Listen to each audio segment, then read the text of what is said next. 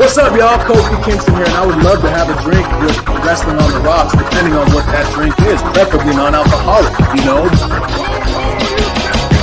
How's it going? Tell the Warrior James. Soda.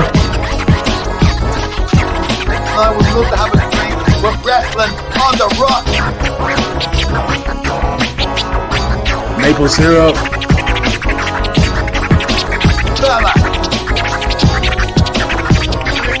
I would never have a drink with Wrestling on the Rocks. Welcome to the dive bar of the IWC. Welcome to Wrestling on the Rocks, episode 1. Again. Thank you, Marv. Thank you for warming up the band and the crowd with me today to talk whatever the hell we're going to talk about. We got Bishop. What's going on, Bishop? What's up, dude? At T That Takes Podcast, all over the place. You might not be able to see the T or the W, but we are here, brother. I've been here enough. People know who I am. Most of them don't like me, but fuck them. You bring me back anyway. That's true. That's my favorite part is the heat. Dude, yeah, it's been a while. We haven't talked since before SummerSlam. I think we had a few predictions. We probably were right on all of them at the time, if I remember correctly. I think so, yeah. I don't see how we could have been wrong, to be honest. No. I mean, you know the deal. Oh, it's over here. That's right. No, yeah. There it goes. Yeah. It's to your left, which is ironic. Yeah. Because of the bottom one. Says it. Which actually I have to use my right hand, so that's how I know now. Oh yeah, there you go.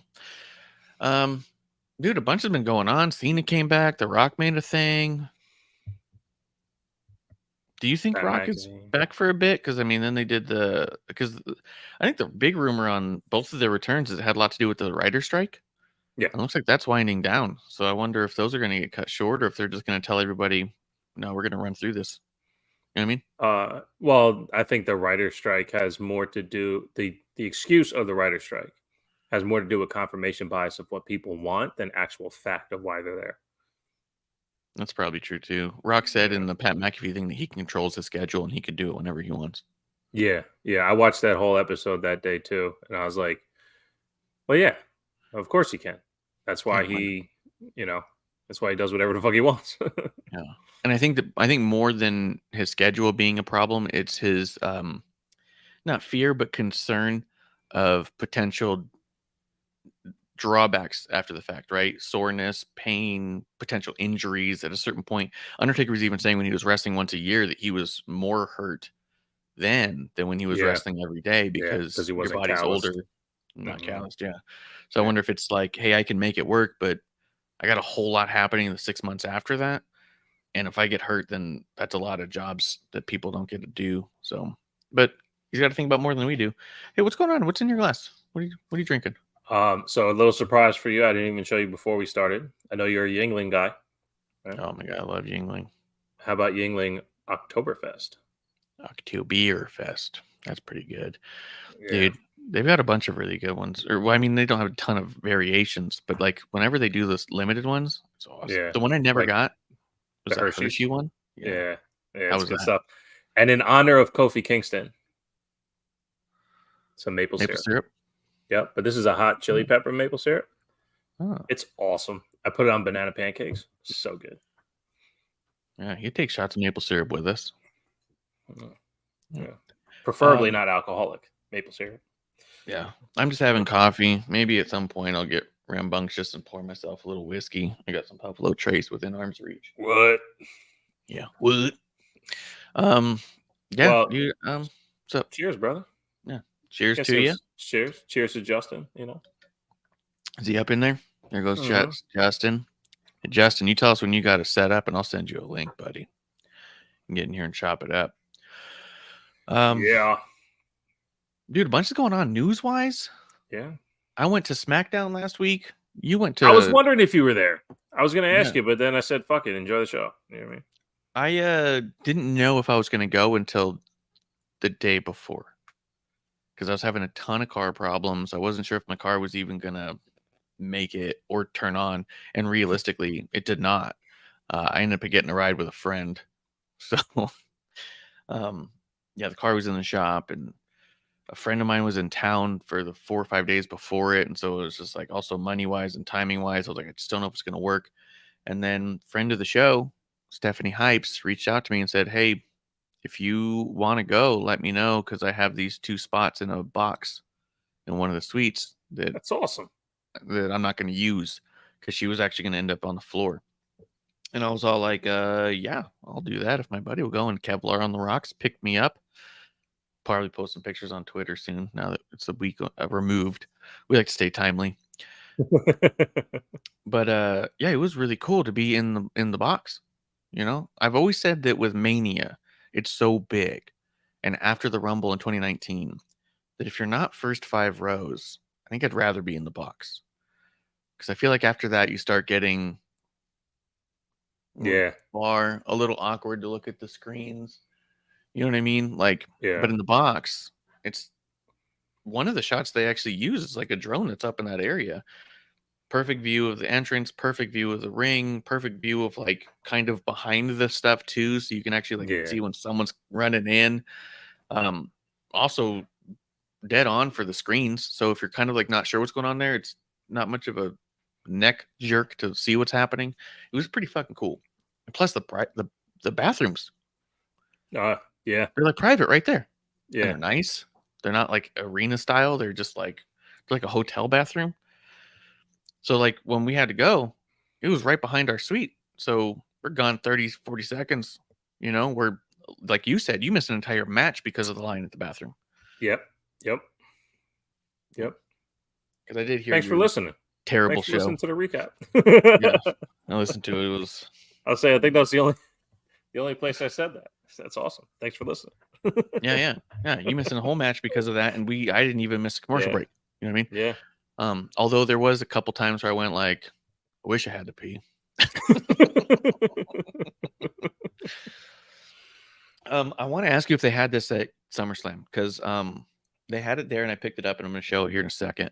But I know your kid is way smarter than you. Junior Bishop, which I believe you call a pawn or a rook. I don't remember. Just so much smarter than you, and he's got his finger on the pulse, and he like fucking gets it. That kid fucking gets it. So he loves Cody Rhodes. He loves Cody Rhodes. You don't even believe it. Getting choked up thinking about your kid and how smart he is.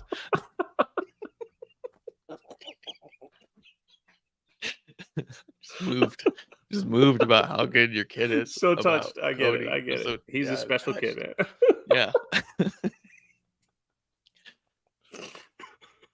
They had, as opposed to the $130 leather weight belts, they had these $35 foam weight belts. Wow. Did they have those at SummerSlam yet? No, they did not. No, they did not. I wish I did talk to you. I'd have picked one up to send to you. But we'll get one to you at some point. The fact that they had these, it was so cool, dude. $35, little foam one with the it's worth Velcro. it. Mm-hmm. It's so slick. Well, dude. And the other thing too is that like it looks good.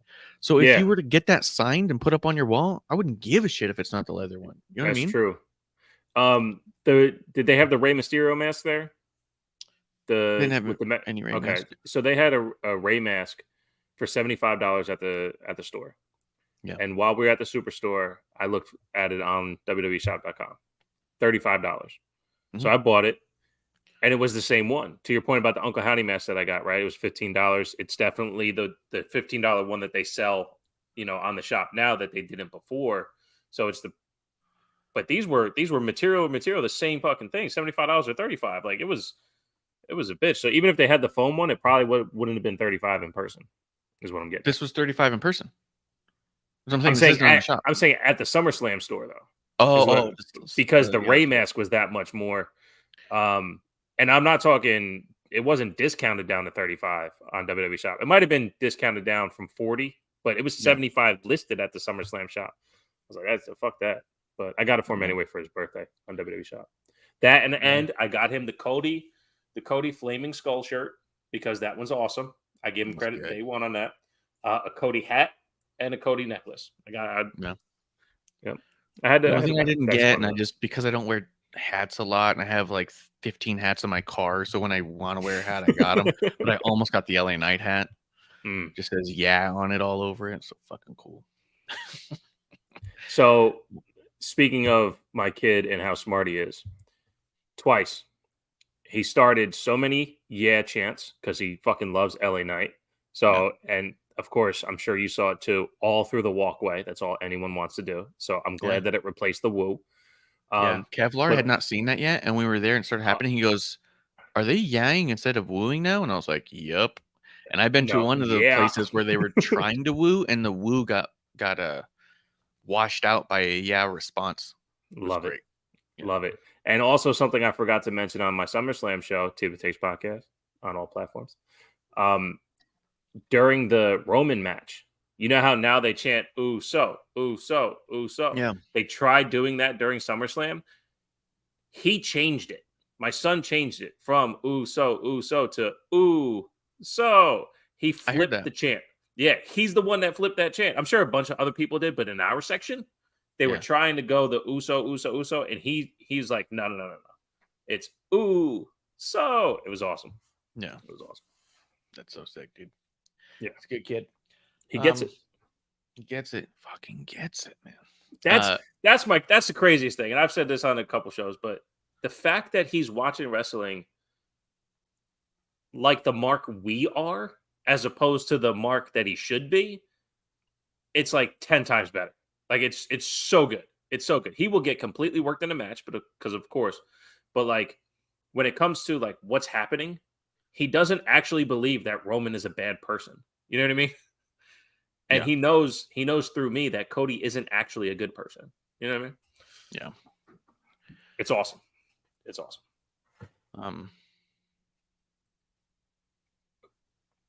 All right, I gotta respond to this real quick. So tell me one other thing. When you were talking about seats and being in the box, the way I like to go to wrestling shows, if I'm not in the first row, because I don't like second row either, I like to be ring post adjacent and up. So if you're not like around a corner post, you pretty much miss a lot. So where we sat at SummerSlam was about club box level high, but aiming right down at a ring post, and you can see the entire arena that way. It's a little tough with the entrance ramps, especially like because it was at the football stadium, where it turns the corner and all that. You couldn't actually see the whole shot, but yeah, if If you can't get right up front, you might as well get a really good sight view down to the ring. Dude, absolutely. When I went to my first pay-per-view ever, it was Elimination Chamber, and we were kind of up to the side, and we first thought that was going to suck, but we were kind of right there on the entrance side. So we got to see like all the entrances really good, and the matches were fine. We could see really good. There was moments during the Elimination Chamber where we thought we can't see much, but I also felt like a lot of that was going to be regardless of where you were, dude. Just the way that structure is, it's hard to see. Even on what's happening. TV. Yeah, even on TV, it's really only the camera shots inside the chamber that help. Everything on the outside, it's just too much chain. Yeah, just a lot. Yeah. But this was cool. This was interesting. I had a weird thought about this, just because The Rock was on SmackDown the week before. So obviously crowd was hot thinking we might get The Rock. No one said there was The Rock. No one said come to the show to see The Rock. However, one thing did happen right before the show kicked off. They put up a graphic on the top and it was showing The Rock and Austin Theory last week. And on the bottom, it said tonight. And everyone went, oh, you should have heard the pop, dude. It was huge. What it didn't say was video recap tonight. It just said tonight. I'm wondering, do you think, because here was the thing, I'm sure you watched it, and at the end you hear people chanting for The Rock when Cena's getting his ass handed to him. Two parts to that. Do you think they were feeding into that because they want that crowd response? Or do you think that it was a misunderstanding by the fans? I also don't know if it was if they're doing it for the crowd response to start to get them to chant, a little fucked up, because they also promised us AJ and Cena, and then they took that away from us. Right. They also told us The Rock tonight. So as we're getting closer and closer to the end, we're like, oh, here he comes. And you saw, like, dude, once Cena's getting his ass kicked, cameras up everywhere, everyone's phones out. They're waiting for that moment.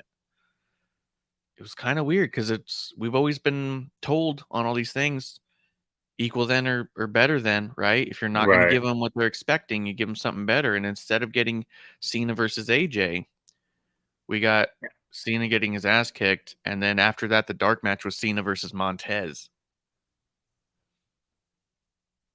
Sorry to hear that. Yeah. And Cena won, and he put over Montez huge by making it look like he was. Then again, Cena was also still selling his ass beating from the spike. So, I mean, Montez didn't look too strong. And then we got Zoe versus Becky, which was nice. But that's a good match. They've been doing really well together. So my kid got worked by that as well. So he must have heard something that I didn't hear when it comes to the Rock thing. He's like, Dad, Rock and Austin Cena tonight, or Rock and Austin tonight. I'm like, no, they're just telling you that they're going to recap it. I thought that's all they were saying. So I didn't look too much into it because I figured they would recap it because of how big the moment was last week. Yes. And all the traction it got. I did not anticipate anything else, but I also wasn't there, and I wasn't also fully engaged. So I can see how that would happen. I would say it's maybe, a couple different things. One, maybe you're right. Maybe they're trying to feed into this and see what can kind of like still exist. Yeah. Or what also may be possible, which usually doesn't happen, it might have just been an oversight in graphics, like just a misplacement, mistiming of how they should have presented it, and that's what I would lean towards, even though I don't want to let them off the hook for anything, right? Like, if they did it on purpose, they usually don't try to manipulate fans in that way. So I don't anticipate them doing it on purpose without the payoff. But I really do think this might have been one of the times where it's like, oh, they fucked up big time, at least when it comes to fan emotion. But I just don't think it was done on purpose. I think it was just an oversight. You know what it might have been? It might have been that first commercial break when they're breaking to it. I bet you it's what your kid saw. I bet you he saw the graphic, and I bet you heard the commentary, which we don't get to hear in the thing. And I bet you over there is like, we're going to show this later on tonight. We're going to show, you know what I mean? Like, I bet you during that commentary moment, they made it clear. Well, that's the thing. So my kid was like, Dad, Rock Austin tonight, man. Dad, it's happening. Rock Austin tonight.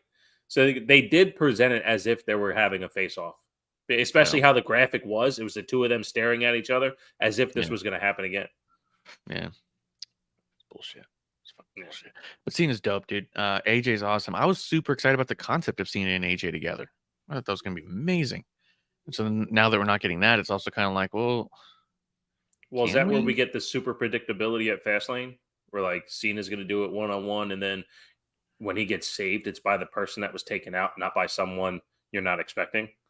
So it'll just end up being AJ anyway, but with his ribs taped and shit. You know what I mean?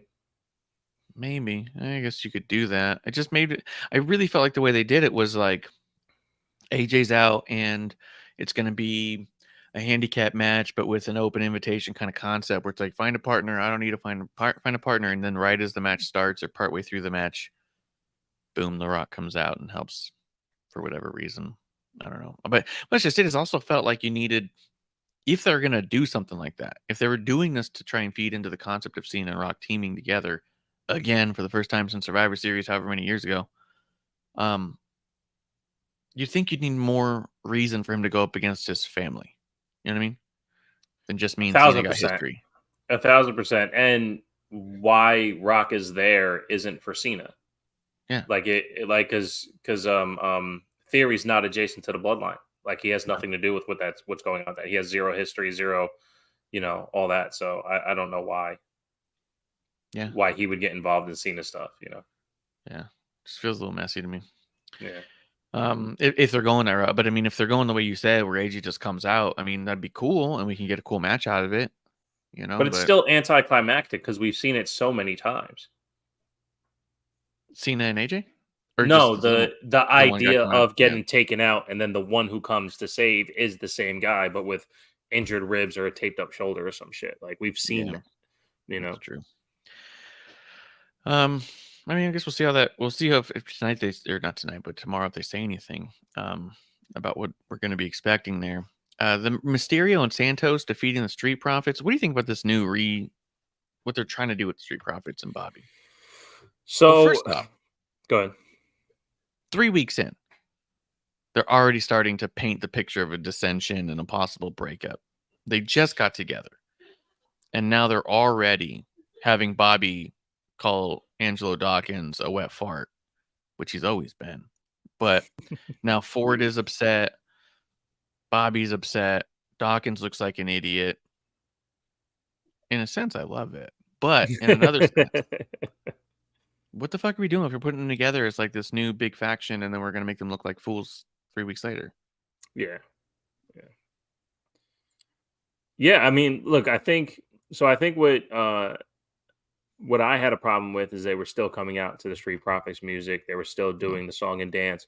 So if we scale back and not project into it what we want, which is a full Street Profit overhaul, and we allow that overhaul to happen over time, there is a chance, because he already had them get suits and shit like that, right? So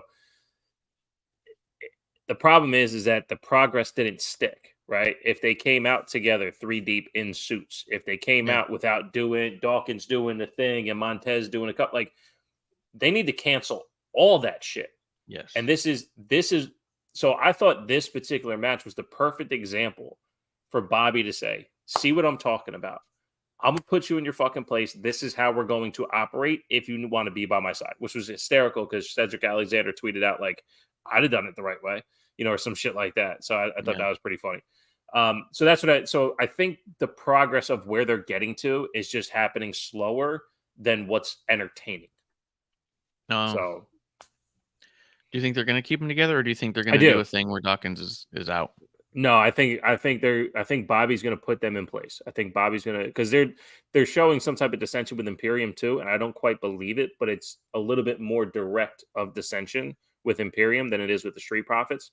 So I think what this is this is a matter of Bobby having a reason to check the Street Profits on their bullshit, to turn them from this goofy shit to serious. That's what I saw it as. Okay. Well, hopefully, because all that other stuff was so stupid.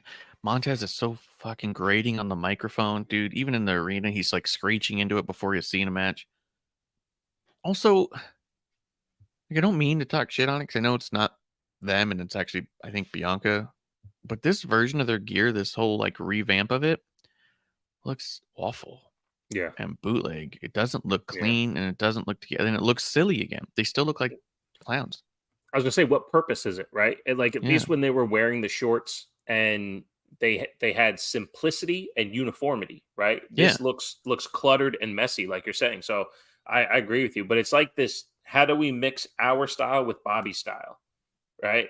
Like it's because I was never a fan of Bobby's pants, right? Like the way they were, I know they were simple, but like they always looked weird for some reason. Maybe because he's just a massive human, but the way, I just. I don't like it either. Yeah, they look like they're trying to be in the marching band instead of on the team. You know what I mean? Yeah. Like it's loud for no reason. And they're already loud enough for no reason. So I don't know. But it's disorganized because at least when Bianca's stuff is loud, it's incredibly organized, well thought out, and plotted to honor something in some type of way. This stuff looked completely disorganized. You couldn't pick up any stuff on it. Like even Carmelo Hayes, right? His tights look pretty cluttered.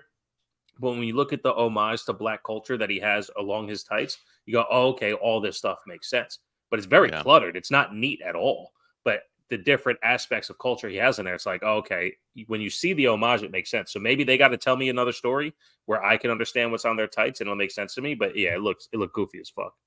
Yeah. Although I do love everything LWO is doing. Ray versus Santos going to be sick. Io versus Asuka was really cool. I just wish it didn't have to do anything with Charlotte.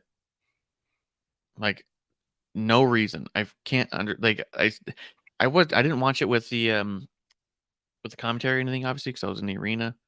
She wasn't even on commentary, right? It looked like she was sitting next to the table. Just sitting there. Yep. Have I missed any moment where they've told any story as to why she deserves or cares about any of this? No, not at all. And that's the thing. Had she even been on commentary and force-fed us the fact that her and Asuka were tag champions, that they have a tumultuous history, but at the end of the day, they have a respect because they're on the same level. Charlotte could, and that's okay. If Charlotte had an ounce of humility when it comes to her character, because again, when I hear Ashley in interviews, she sounds like such a fucking amazing person. I swear on everything. Mm-hmm. Like her non-character voice, her non-character disposition seems like an incredible sweetheart.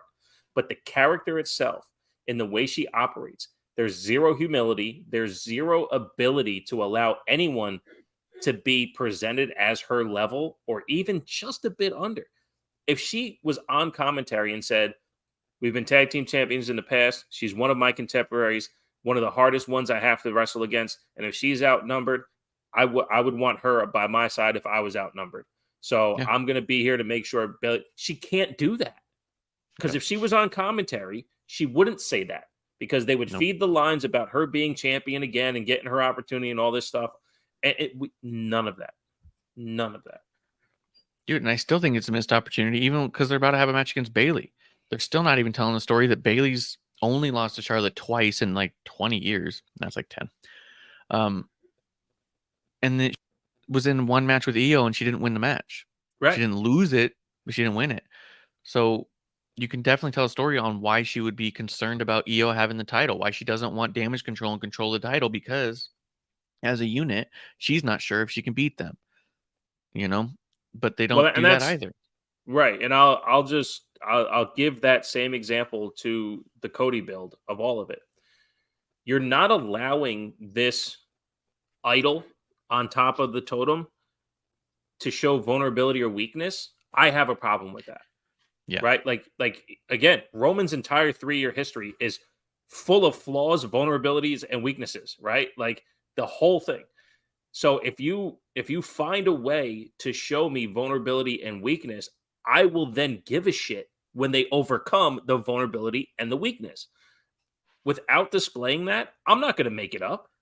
By no means am I going to make it up. So, yeah, Charlotte's now just sticking her nose in this business for no reason. Yeah. If you don't belong there, don't be there. I tweeted out as soon as her music hit, we don't need Charlotte here. Everyone's wanted to see Io and Asuka. I mean, the second they were in the same building, it's like, let's see this. Yeah. And we got it. It was a beautiful match. I thought of you as soon as the finish happened. I was like, this fucking Sami Zayn KO thing that we talked about a year ago, that we didn't get the finality to the match because the story's more important than what the hell's going on. but the match was so good, you get lost in it, and then the end gets just cluttered with all this bullshit around the ring. You just don't get a true finish because the story is more important. But when you look at, in this case, this story being more important, it's not. It's not. Yeah. It's In this case, not. the story is not more important. It's not. Because It's actually Charlotte a didn't have poorly told anything to do. story. Yeah, because Charlotte didn't have anything to do with Bianca and Asuka, right? Mhm. And then they put her in the triple threat. That happens. Charlotte doesn't. Well, she took the mist, so she took the loss. No, because Asuka took the loss, right? Asuka took the roll up, Mhm. the inside package to Bianca while the figure four was still attached, Yep. right? So Yep. Charlotte, she took the miss, but she took no loss, even in being in that match. Yep. And then the cash in happens. It has nothing to do with Charlotte. And we know this as wrestling fans. She is not a linchpin to matches. She is not glue. She is not one to hold everyone together. That tag match with Kabuki Warriors versus Charlotte and Becky, right? Kyrie goes out concussed. Becky's the one calling the entire match to get things on track. You watch her crawl over to everyone to make sure things happen. Yeah. Charlotte's not the linchpin.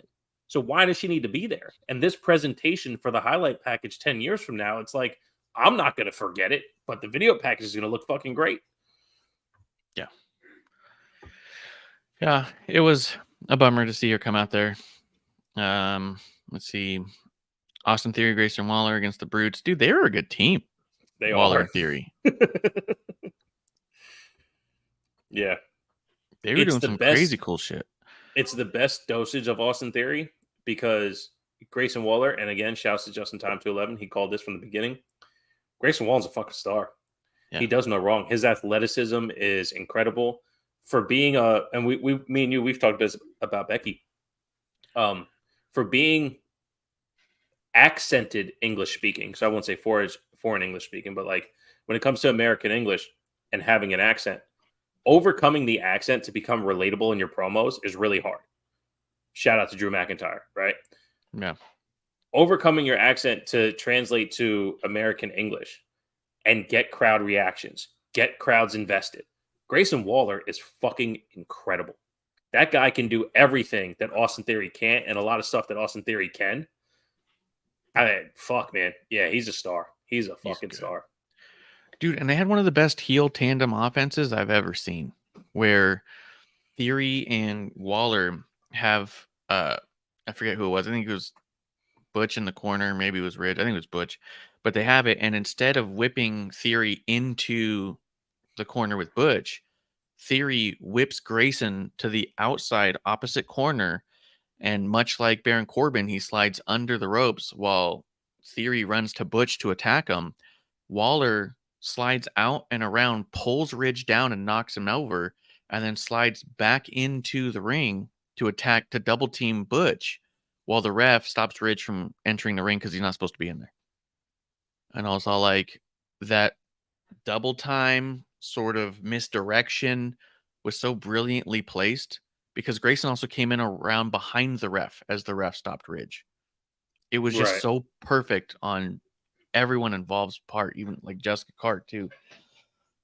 It was awesome, dude. I could not believe it. When I was watching, I was like, oh my God, why has no one done that before? Yeah, they're great together, and they're so Grayson Wall's so charismatic on his own. He doesn't necessarily need it.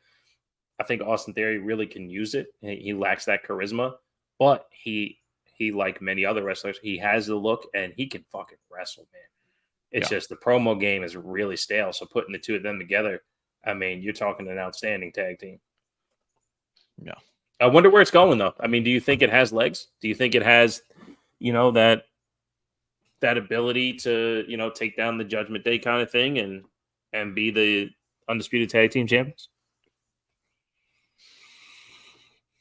Or is it just fun while it's here? I think it's just a team for now. I don't know that that has long-term legs to it. I don't see them being a dominant tag team they're just both such single stars. Yeah. You know what I mean? They don't kind of go together that well. They just work together well because they're both good. You know what I mean? Mm-hmm. Yeah, I don't know. I guess we see. Speaking of the tag titles, though, dude, that 30-second promo package that they had for Alba Fire and Isla Dawn about the women's tag titles being potentially cursed, and they're like, but who could conjure such a spell or curse or whatever? It was like fucking cool. Yep. Like, to finally see them work into, because I even said it as soon as Sonya got injured in that first match that they like won the title. Yeah. I made the comment also, like, and I forget which group chat it was, but I was just all like, yo, are these titles like cursed? Like, there's a problem here. Like, no one Yeah. can do it. And now I guess Chelsea's injured, I think, as well as I don't know what's going on with Piper, but I think she's the other half, but now Chelsea's injured. And so it's like, now do you switch that one out? Like, it's just so weird. Everything happened to that tag title that I love. They brought in some witchy women to say that they placed a curse on those titles, because that could have legs. Yeah, that was one of the times where they use reality to tell a great story, right? Like they always have to pivot. Like even with Ali getting released, let's have a triple threat to see the new contender, right? Yeah. But to see a trend of things happening and then use that for the purpose of building not just two characters, a tag team, but actually the division itself. Because now you're focused on who has the titles, who may potentially get the titles, and when do we see Alba Fire and Isla Dawn, right? Like it's in one promo, like you said, 30 seconds. By the end of it, I think everyone who's invested in wrestling was like, holy shit, what's next? And they're the ones who lost the NXT tag titles to Shayna and Ronda, which merged the titles. With no rematch. With no rematch. So would they have conjured up a spell to curse the titles that they lost and weren't allowed to get a chance at? Right. You know what I mean? Like, even from that perspective, it was so damn cool. Dude, and I mean, as we wrap up SmackDown, I mean, AJ gets his ass handed to him hard, and then Cena gets his ass handed to him. Everybody signs the contract. So we'll see where that kind of goes. We already kind of talked about it. Everyone's looking good. Dude, seeing Solo and Cena face to face was cool. And an underrated part to Cena, I mean, always giving. As much as they say he buried people back in the day, he's always there to allow his platform to allow other people look great. So yeah, for him to put his cachet right there front and center for the bloodline to look amazing. I mean, got to send a well done to him for that. Yeah, it was awesome, and the crowd loved it. And he was great, and yeah. Fuck, I forgot where I was going to take that. What were we talking about? Alba. As we're wrapping up SmackDown, AJ got beat up. Cena got beat up. Yeah, but it was before that. I was just going to wrap that up so we could talk about something that wouldn't have to do with SmackDown. We didn't have to go back. It was the women who cursed it. Oh, Shayna and Ronda. What has happened to she gets this big win over Ronda, which I said before the match. My fear is that she's going to have a big win over Ronda, and it'll never feel like a big win because Ronda and Shayna both have devalued their characters in so many ways. I watch Hulu's version now. I stopped paying the fucking $80 a month to get live TV, YouTube, or Hulu, or whatever version it was going to be at the time. So I was like, I'm not spending $100 to watch an extra hour of stuff that I'm not super into. I stopped watching AEW altogether. At this point, they're cutting out like all the Nia Jax stuff, so they're doing a favor for me. Wow. Like, I thought Nia Jax hadn't shown up since her debut.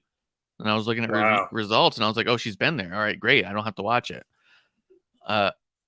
With that in mind, are they cutting a bunch of Shayna out since SummerSlam? I have not seen her since that victory. Yeah, I mean, her and Zoe Stark, they've been pushing together, keeping them around each other. Because they had a tag match that Nia came out and beat up all four in the tag match. Yeah. So yeah, that's basically it. But like, again, one of Shayna's weaknesses is her ability to convey her strength over the microphone. Like, she can say the words of how dominant she is and you can believe it, but like feeling it, that energy, she doesn't always bring across. So after she beat Ronda, she cut the promos saying how great she was when it came to dominance and things like that and being a technician, but nothing really hit home as like NXT Shayna that we all remember. Yeah. Yeah. I just don't know if throwing her in a tag team is the best way to go about that, you know? Well, it's really weird because it's been about a year since Triple H took over, and well, over a year because it was SummerSlam, right? Nashville, and I say it all the time, holding pattern, holding pattern, holding pattern. Instead of the entire company, I mean, besides Fastlane, right? The women's division is in a holding pattern.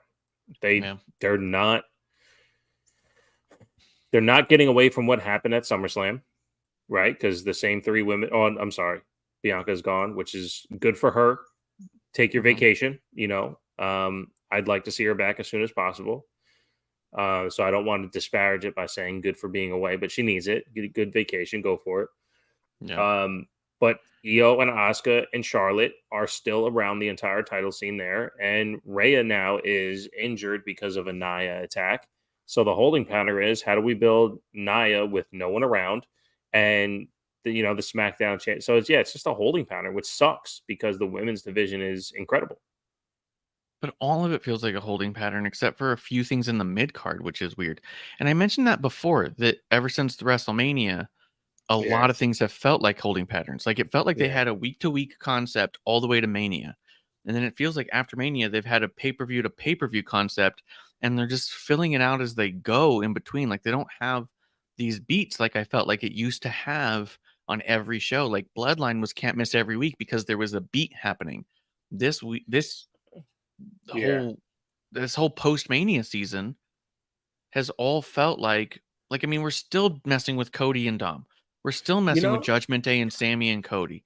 Like in my mind, I thought we were going to end up in a Survivor Series that could potentially have a Roman and Bloodline on one side and a Sammy and KO team on the other side, and do this whole because last year War Game Survivor Series was Sammy was in the Bloodline.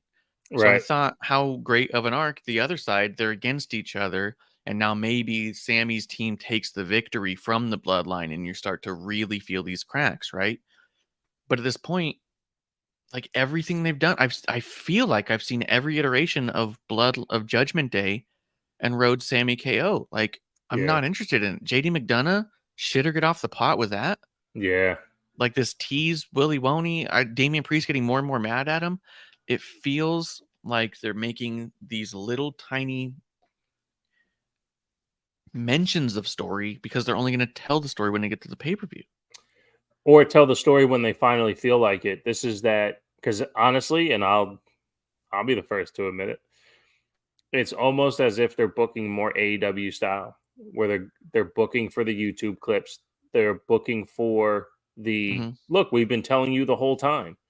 And the difference is the crowd reaction with organic story. Because if the story's not there, then the reaction doesn't happen. The problem is LA Knight and The Miz have been going back and forth for 3 weeks, and he's the hottest thing coming out of SummerSlam.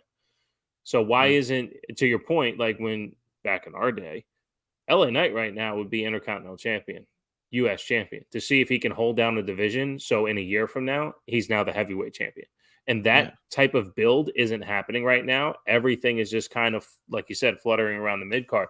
These things are just, even like Seth and Nakamura, it's kind of just like it's hovering. It's not really being boom, boom, boom, boom, boom, boom, boom, like you said. Like, because we talked about it, I don't know, it was maybe on episode 1. The cool part about SmackDown was that it was actually layering through the night. This was a year ago, right after Triple H took over. We saw this increase in layered booking on SmackDown when it came to this the Bloodline storyline. It was this intertwine callback. Here we go, and you felt so full watching the show. To your point, it, like you said, since Mania, it's been kind of disconnected and spot for spot, kind of like AEW is when it comes to, we'll just clip this 12 minutes and put it on YouTube, Yeah. I mean, but at the same time, I said it before last time we talked, I still feel like the shows are can't miss if it's in your town. You have to go. The stars are there and the stuff is there and the matches are great. But I do feel like the weekly television is catch what you can when you can. because you're going to be filled in by the pay-per-views. Don't miss the pay-per-views. Catch your highlights on the internet. And if it comes to town, don't fucking miss it. Which is not a bad place to be theoretically. Dude, at SmackDown, I took pictures. The arena was packed. There was even the hard cam side. There was only 2 rows in front of and behind the hard cam that was empty. This was packed. This was the first time, and I know Twitter trolls and AEW throaters will say it's a dig at AEW. This is the first time in a long time I ever heard them say sold out arena like 100 times a show. Like if you go back and listen to the commentary, they say sold out legit like 100 times. They were so enthralled with the sellout. And to your point, because of how packed, dude, I swear on everything, sellout crowd. They kept hammering in that home that they were doing that. And I know there's been that confusion about AEW over the last, 3 years about how much tickets they actually sell. Maybe 4 years. I don't know how long they've been in business, but yeah, I thought it was a little over top on how much they were selling it. But to your point, the energy from a sold out crowd is crazy. Yeah, and just the excitement around the brand to be that. You know what I mean? I saw one person I'd sent a picture to one of my group chats of the hard cam side just packed with people, and I was like, even the hard cam side. And the person, one of the people in there said something like, yeah, because everyone thought The Rock was going to show up. And I was like, A, that he wasn't announced, and B, are you talking about it's packed because of what's on TV? Like that's what you want. People are seeing stuff. They're watching the stories. They're seeing things happen. They go, I can't miss this. You know what I mean? It wasn't because of a pre-announcement of something. It's. Oh. You know what? It wasn't even your show. It was last week's in California. That's the one. Last week in California, they kept saying sold out, sold out, sold out, sold out, sold out, sold out, sold out. Yeah, it was that one. It wasn't even the Phoenix one. Dude, it was packed. It was packed. But yeah, I'm over Seth and Shinsuke. I feel like that I fucking love Seth, and I feel like that he tries so hard to give the people what they want, and I feel like they try to book him in a way that they think people want him to be booked, and so he gets and does all these clean finishes. You get a good match, good to great, with a clean finish every time, but that kills it for me every time. Yeah. As soon as I see that, I go, oh, I'm done. That guy's done. He's okay. Especially when you're building this whole story around that he's got a week back and Shinsuke still can't pull it out. So then Shinsuke's still doing the thing. He's still coming for you, like, because you got to chop him down. Like Seth is so elevated that even with a broken back and bad ribs and whatever other injury he always tries to play off of and still win clean. Right. I mean, it's reverse Cody Rhodes. It's one of the reasons why I love that Cody beat him with the torn pec is because historically we've always seen Seth with a fake injury that he doesn't sell very well. Yeah, when he's got his ribs taped up and he's running the ropes like a fucking track star. Yeah, running the ropes, doing a big frog splash all the way out. That's the one. Yeah, I got my ribs taped. I'm gonna do a massive frog splash, land. Oh yeah, and then and then hold the one side. Like it's not like a whole fucking issue. But it's just like it's why I think that his title reigns are so flat and why they don't do much for the title. That title needs desperately to get off of Seth. Because if Seth starts chasing it because he was screwed out of it, it becomes more important immediately. Seth wanting a title means more than Seth having a title. Yeah. And someone else wanting that title means more than someone just trying to get revenge on Seth. That title means nothing right now. It's just another thing that Seth has gotten. Yeah. He's won every single belt. Everything, yeah. So it was just one he got in a tournament because no one was good enough to beat Roman. Until people start needing that fucking title because it means something.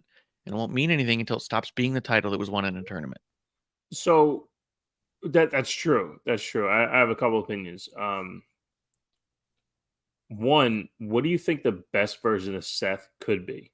Is it like a Bret Hart excellence of execution? So where it's like, I'm just the best, like the Daniel Bryan thing, right? I'm just the best wrestler on the planet, and be subdued because he knows his ability will back it up. Because his character and his wrestling, to me, never adds up ever. No matter what his character is, he goes out, he wrestles these incredible matches that when he's the only time was the match against Roman, right? When he came out in the Shield gear and he was the Joker character during that time. That's the only time his character and wrestling ever matched up. Yeah. And the fact that he's like this over the top presentation with this incredible wrestling, but the wrestling doesn't have to do with how, because like even like the way he dances around the ring and stuff, right? That doesn't translate into his wrestling, and it should, because if that's who you are, then that's who you should be. But if he's more subdued and he's like, look, even if he said something stupid like, look, my name's Kobe Lopez. I ain't Seth Rollins. I am so damn good at wrestling. I've been doing this shit for 30 years. Even in my mom's basement with my wrestling buddies, this is what I do. When I go out there, no one can beat me, and you will see. And if he just has that little bit to his promo and his character, I swear in everything, he'd be in line to beat Roman right away, because you can see how the character's emotion and intensity matches with his wrestling. But because it's so far apart, that's what bothers me. Now, to my second point that I wanted to bring up, and you can definitely go back to that one, this Nakamura thing, he does that. He takes this character and he moves it to his wrestling. So when he becomes a shitbag, he wrestles like a shitbag. And he will do what it takes to get that to the character. But he's got to win. If he doesn't win, then the character has no credibility. So if he wins or takes a piece of Seth with him, because now that it's a Falls Count Anywhere or Extreme Rules or Last Man Stand. Last Man Standing. So that's the thing. Seth can't win this. Broken back, all the excuses, like you said. And that's the problem. You're showing the weakness in the human of Seth. If Nakamura loses, then he's not good enough to even beat the smallest version of Seth.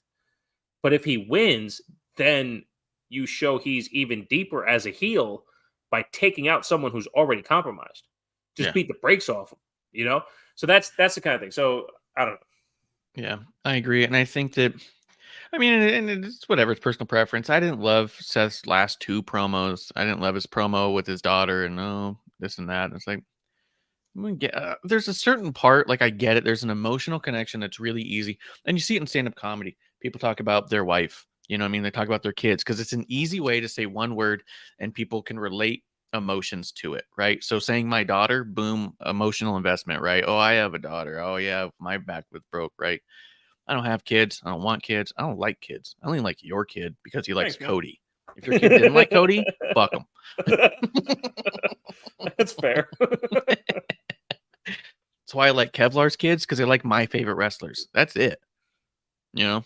But so when people bring up like their wife and their kids and all this stuff, for me, it's more of a disconnect than it is a connect. And I know that's a me thing and not a them thing or a story thing. So when I hear that too, I go, but that's one more thing on top of everything else that you go, did that bring much to it? I agree. I think Seth needs to kind of get to a point where he's a little more serious about it. My favorite promo he did so far was when he sat down with Finn Balor and he did stop laughing and stop goofing off and just started talking normal. That's when I was like leaning in, like, oh shit, this can be a match. But at the same time, if he keeps beating everyone who is worthy of beating him to try and make this title mean something, that title should be a hot potato all year. Yep. No one should have longer than 2 months on it, because what they should show is like they did in the Attitude Era, show that they have a bunch of guys who are main events. They have a bunch of guys who are world champion ready. You don't get believability with Mankind and The Rock and Stone Cold and Triple H and Undertaker and Kane without flipping that title around between all of them. Brett and Shawn in the middle of that too. The reason we think of them all as legends and icons and the best and champions is because they all were flipping that title around so much that you believed they were on each other's levels. That's the disconnect, is that there's no, like, that's what I said about Jinder winning the title, right? Like, even though it was a shit run, even just this on Monday on Raw, we had McIntyre versus Kofi, and what did they mention on commentary? Former WWE champions. So anytime Jinder or Kofi or Seth or McIntyre or Lashley steps into that ring against the champion, guess what? They now can win. You know why? Because they won it before.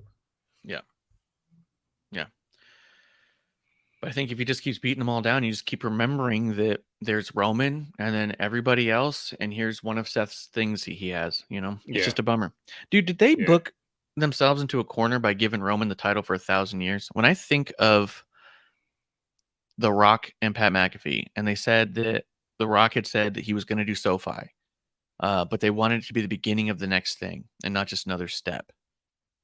My fear is the thought was we'll get there the year after, so we'll leave it on Roman so the match is bigger, right? Because I even said it with Brock Roman. The reason it needed 2 titles was because it's bigger with 2 titles. And that's all there is to it. Like, it's not all that complex. And people being like, oh, it doesn't need it, doesn't need it. No, but it's bigger with it, right? Does it need it to be a draw? No. Is it bigger with it? Yeah, a little bit. A little bit. People are watching either way. But it's a little more important I if there believe it means was the something. biggest in history, right? Right? Biggest in history because there was 2 titles involved and it never happened.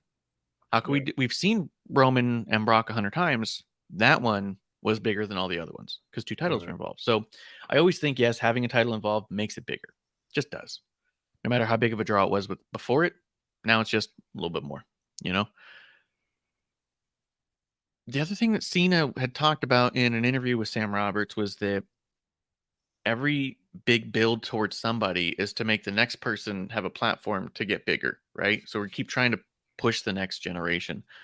When Brock beat The Undertaker's streak, his next match was inventing Suplex City on John Cena, who got almost no offense in, just obliterated him because the momentum of beating the streak had to mean something.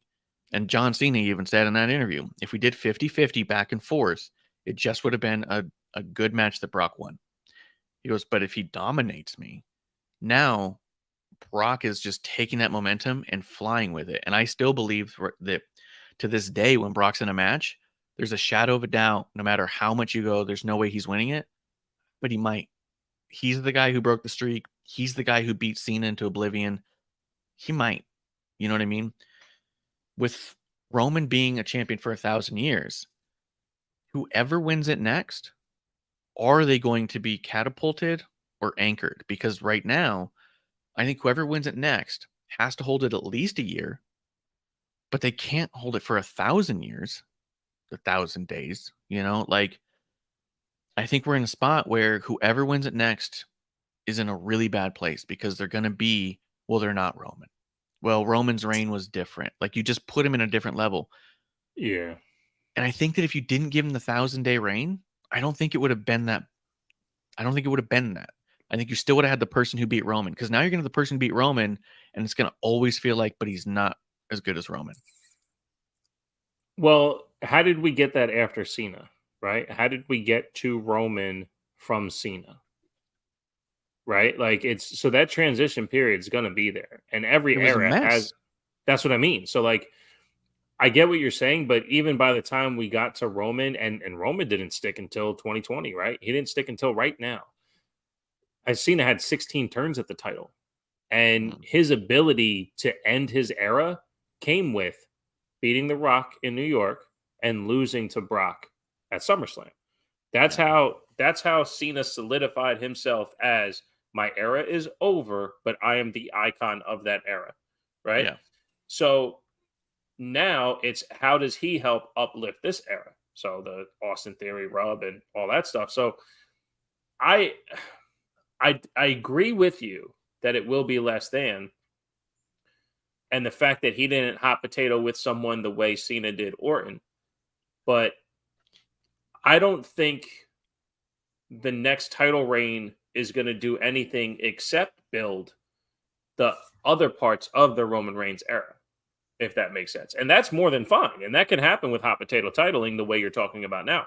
So I don't necessarily, like, I get what you're saying when it comes to a standard bearer, a flag bearer, all that stuff, right? So to your point, if you want to maintain that type of cachet, then it is Cody to take it off and hold it for a year, because he's proven that when he's on TV, when he's in the crowd, when he's got the mic in his hand, the audience is there. So he would be the one to maintain some type of company momentum. Yeah. But I also beg of you to name who can Cody uplift with what he does. So I don't necessarily know how we build stars, to your point, without the hot potato, because it's definitely a perfect example. The Undertaker was made in the Attitude Era. Stone Cold was made in the Attitude Era. Triple H was made in the Attitude Era. Mick Foley was made in the Attitude Era.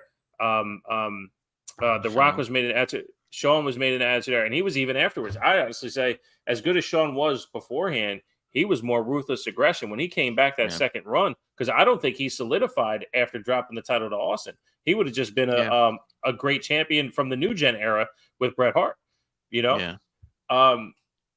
But yeah, I think you're right. Having the chance that these guys are that good, yeah.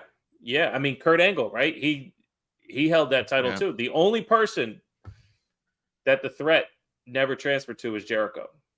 Yeah. Mid-Carter for life. Yeah.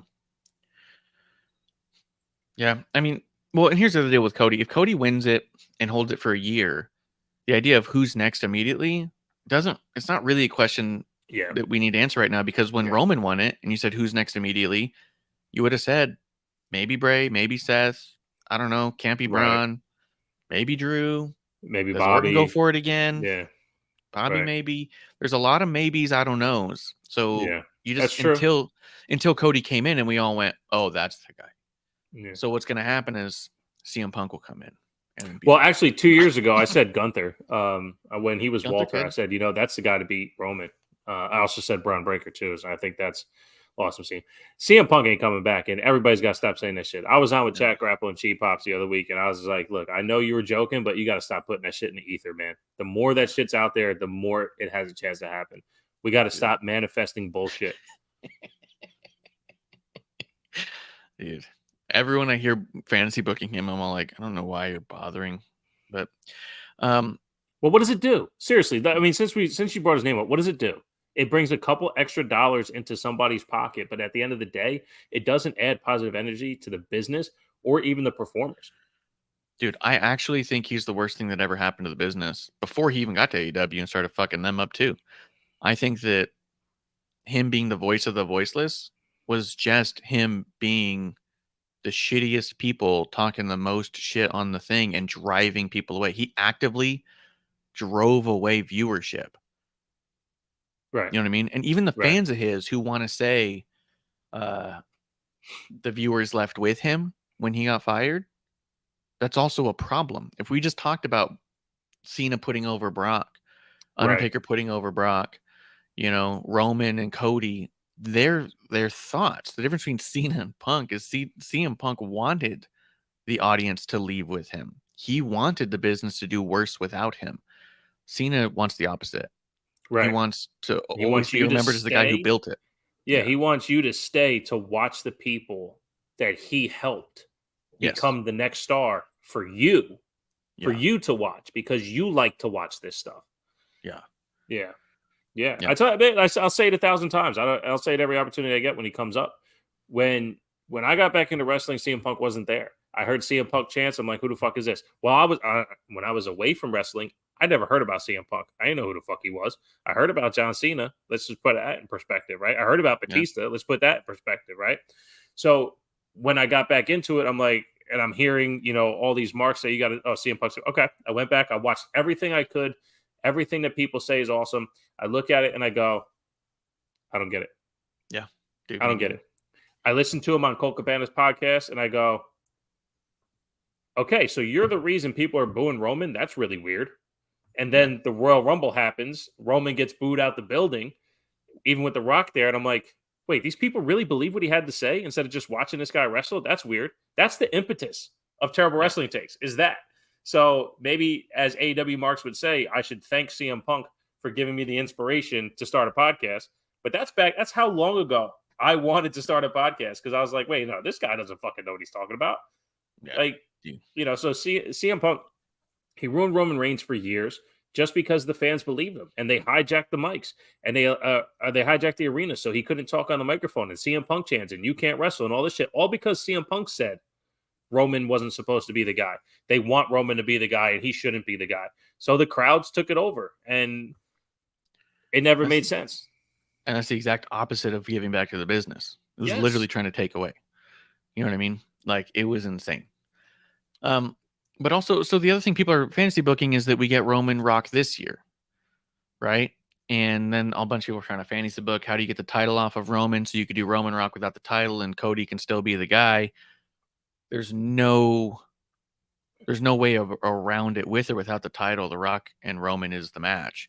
And if you take the title off of Roman now, even if you had Cody beat, because I saw one made sense, but I still think that it becomes less than. But at the same time, they've done a few things less than that have worked out. Like Sammy and KO getting the tag titles, that was definitely less than both of their stories.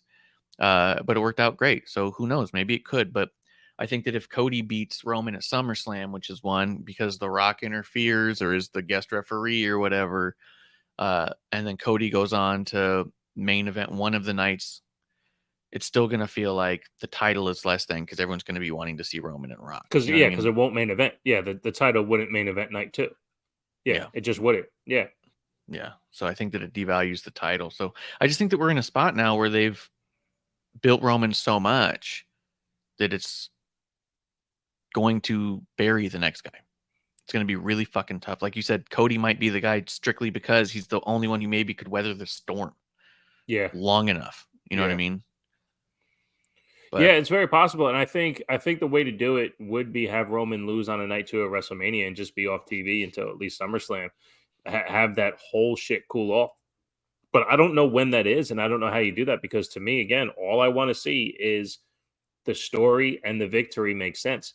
So, if at the end of the day, and for both sides, and I think this is something that got lost at WrestleMania as well. Cody's story would have been finished. It would have made sense for him to win and do all that shit, but not at the behest of the Bloodline story. That's the thing. If you're gonna supersede that story and then just wash it away, which now, I mean, look, I'll admit it too. The Bloodline story has gotten really dry, as it always does when we don't get more of it on TV. So, could they have gone a different direction and had this all over at Mania? Sure, but to your point, I mean, what do you do with Roman? That cachet is so big, man. It's so massive. And his absence is really massive too. I think him not being on TV has made the Bloodline story really cool off because now it's just Solo and one of his brothers and Jay on one of the other shows. It doesn't feel like a Bloodline story at all. So that's something we didn't talk about on SmackDown. What do you think about Jimmy right now? I love his weird, goofy character that he's doing. Laughy, you'll figure it out. Something about him is nonchalant. And where do you think that confidence is coming from? Just from Roman not being around, or that's just him with no one putting him in check? Yeah, so like what Paul Heyman, what gives him reservations about it is that Roman's not telling him he's allowed to do this because the calls come in from the tribal chief, right? And Paul Heyman's like, no. Roman didn't tell me you're allowed to do that. He's like, no, don't worry about it. You'll figure it out. Where do you think the calls are coming from for Jimmy to be allowed to do this? Or do you think this is Jimmy just saying, hey, Roman ain't around. I'm the next oldest. Here we go. I think that part of this has always been that Roman's never talked to Jimmy. In every bit of the story, Jay, go get Jimmy. Jay, talk to Jimmy. Jay, where's Jimmy? Jay, you got to find Jimmy. We've never seen any iteration where Roman is talking to Jimmy. So Jimmy might be like, fuck it. He doesn't talk to me. He didn't tell me that. He doesn't tell me shit. I'm just going to do this. Right. You know what I mean? Oh, that's for you to figure out, Paul, because he talks to you. It's Paul and Roman, and then I'm just here. And if I'm just here, I'm just going to be here for me. You know what I mean? Like, we've never seen any indication that Roman talks to Jimmy. And I think that's where it comes from. That's what I got out of it. I mean, it's a good layer. It's a good layer to have something to grab onto when Roman comes back. But you have to be invested in Jimmy. And the fact that the Jimmy J stuff was really cold after SmackDown or after SummerSlam doesn't help. But Jimmy doing what it takes to stay Bloodline efficient, like taking out Cena, taking out AJ, I think is really well done. Yeah, I think so too. And I like the kind of laughy, confident Jimmy. It's really good. Drew McIntyre is finally being the asshole we've always said he is, which I am kind of all right with. But then he's also trying to be funny and cute and shit about stuff, and it just makes me not like him even more, which I don't think is what he's going for on that. But I said nice leather jacket, nice leather skirt, nice leather hair. His hair was like all slicked back, looked like it was freshly dyed. I was like, oh man, that's a little rough right there. But Yeah. I don't mind the character shift, but again, when you shift characters, you have to change so much. Change the music, get rid of the sword. No, don't fucking Scottish Terminator like you know your favorite character of him.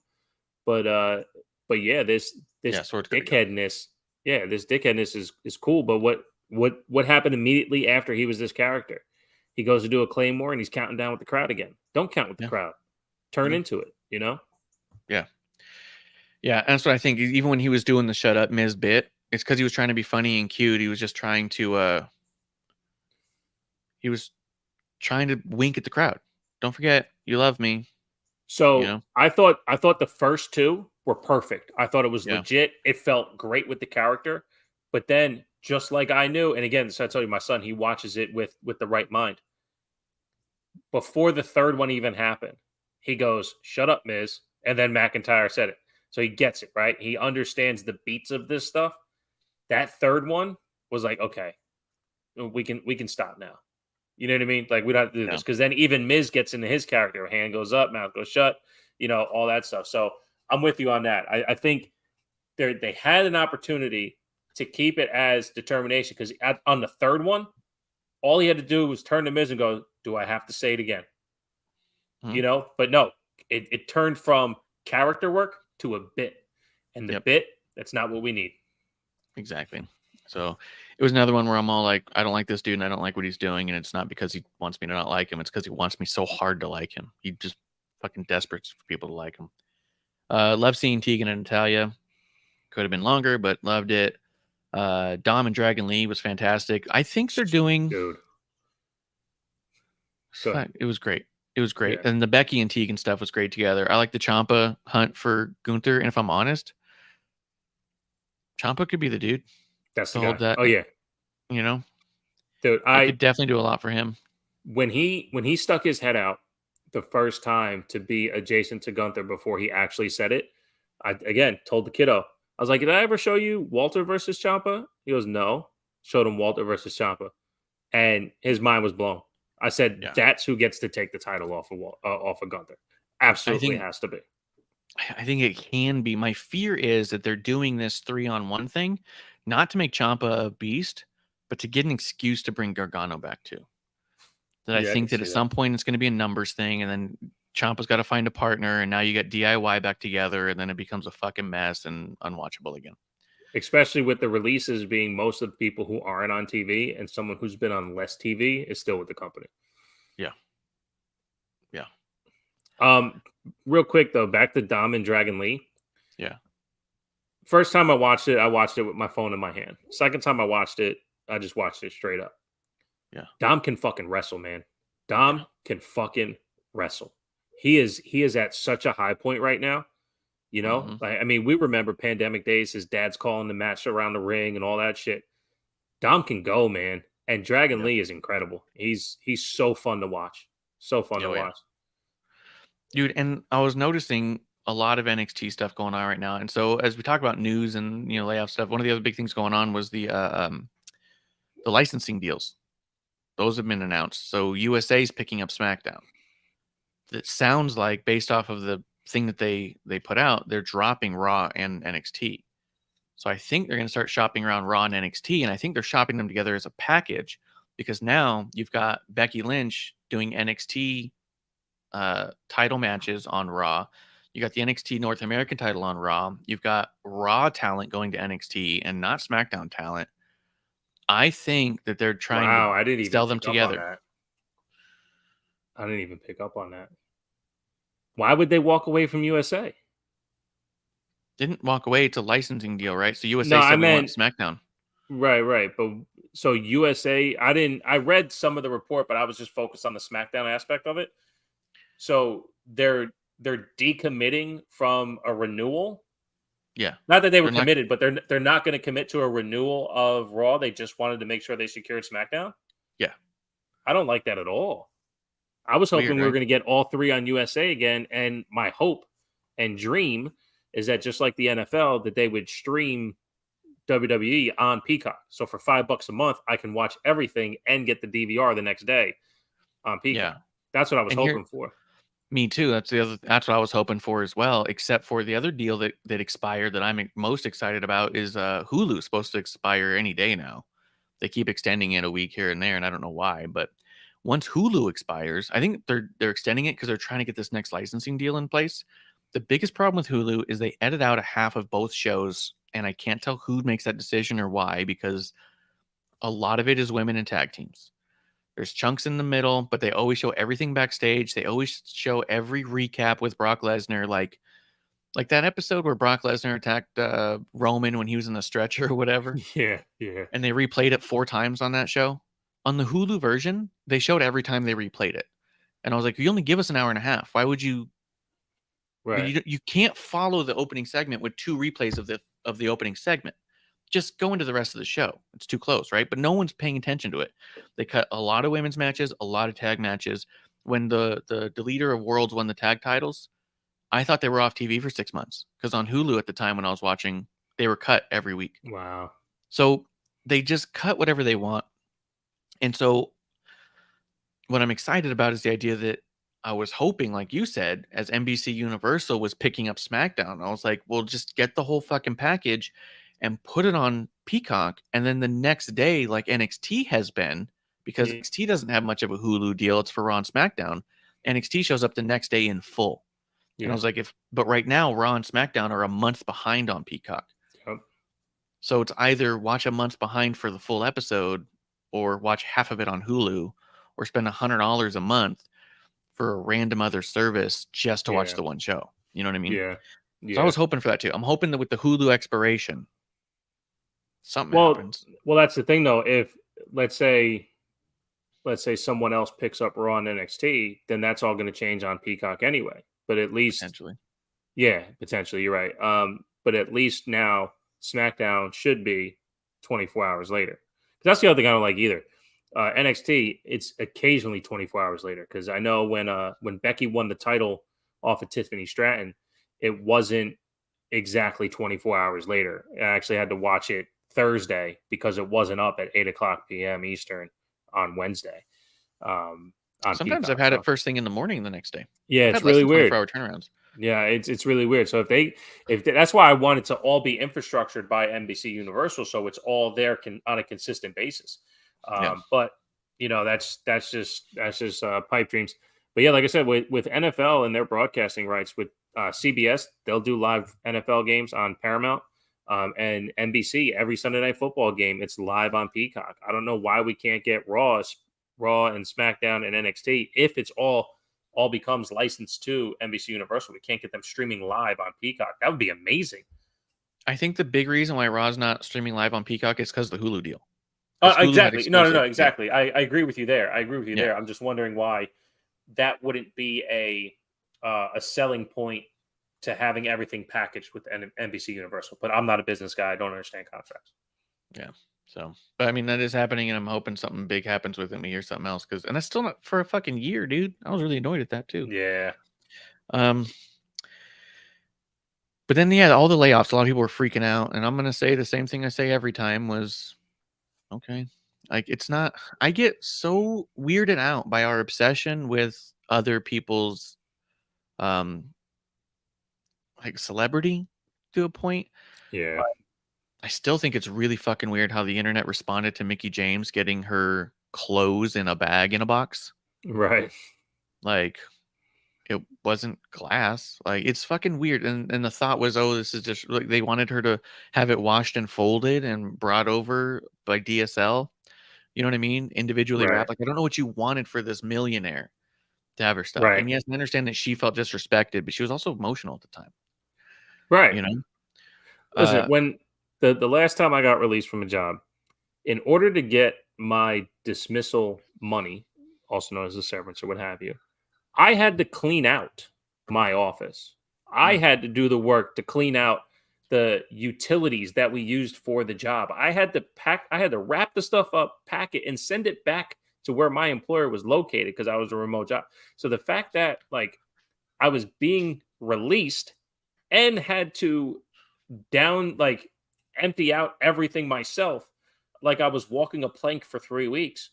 The fuck I care if they get released and send shit back. And I didn't want to go back into work. I wanted them to send me my office stuff in trash bags. I didn't want to go back in. I didn't want to say, hey, man, we're going to let go of you guys in 3 weeks. Make sure you wash and fold your wrestling gear and get out of here. You know what I mean? Like, no, you're telling me I'm fired, but not for 3 weeks.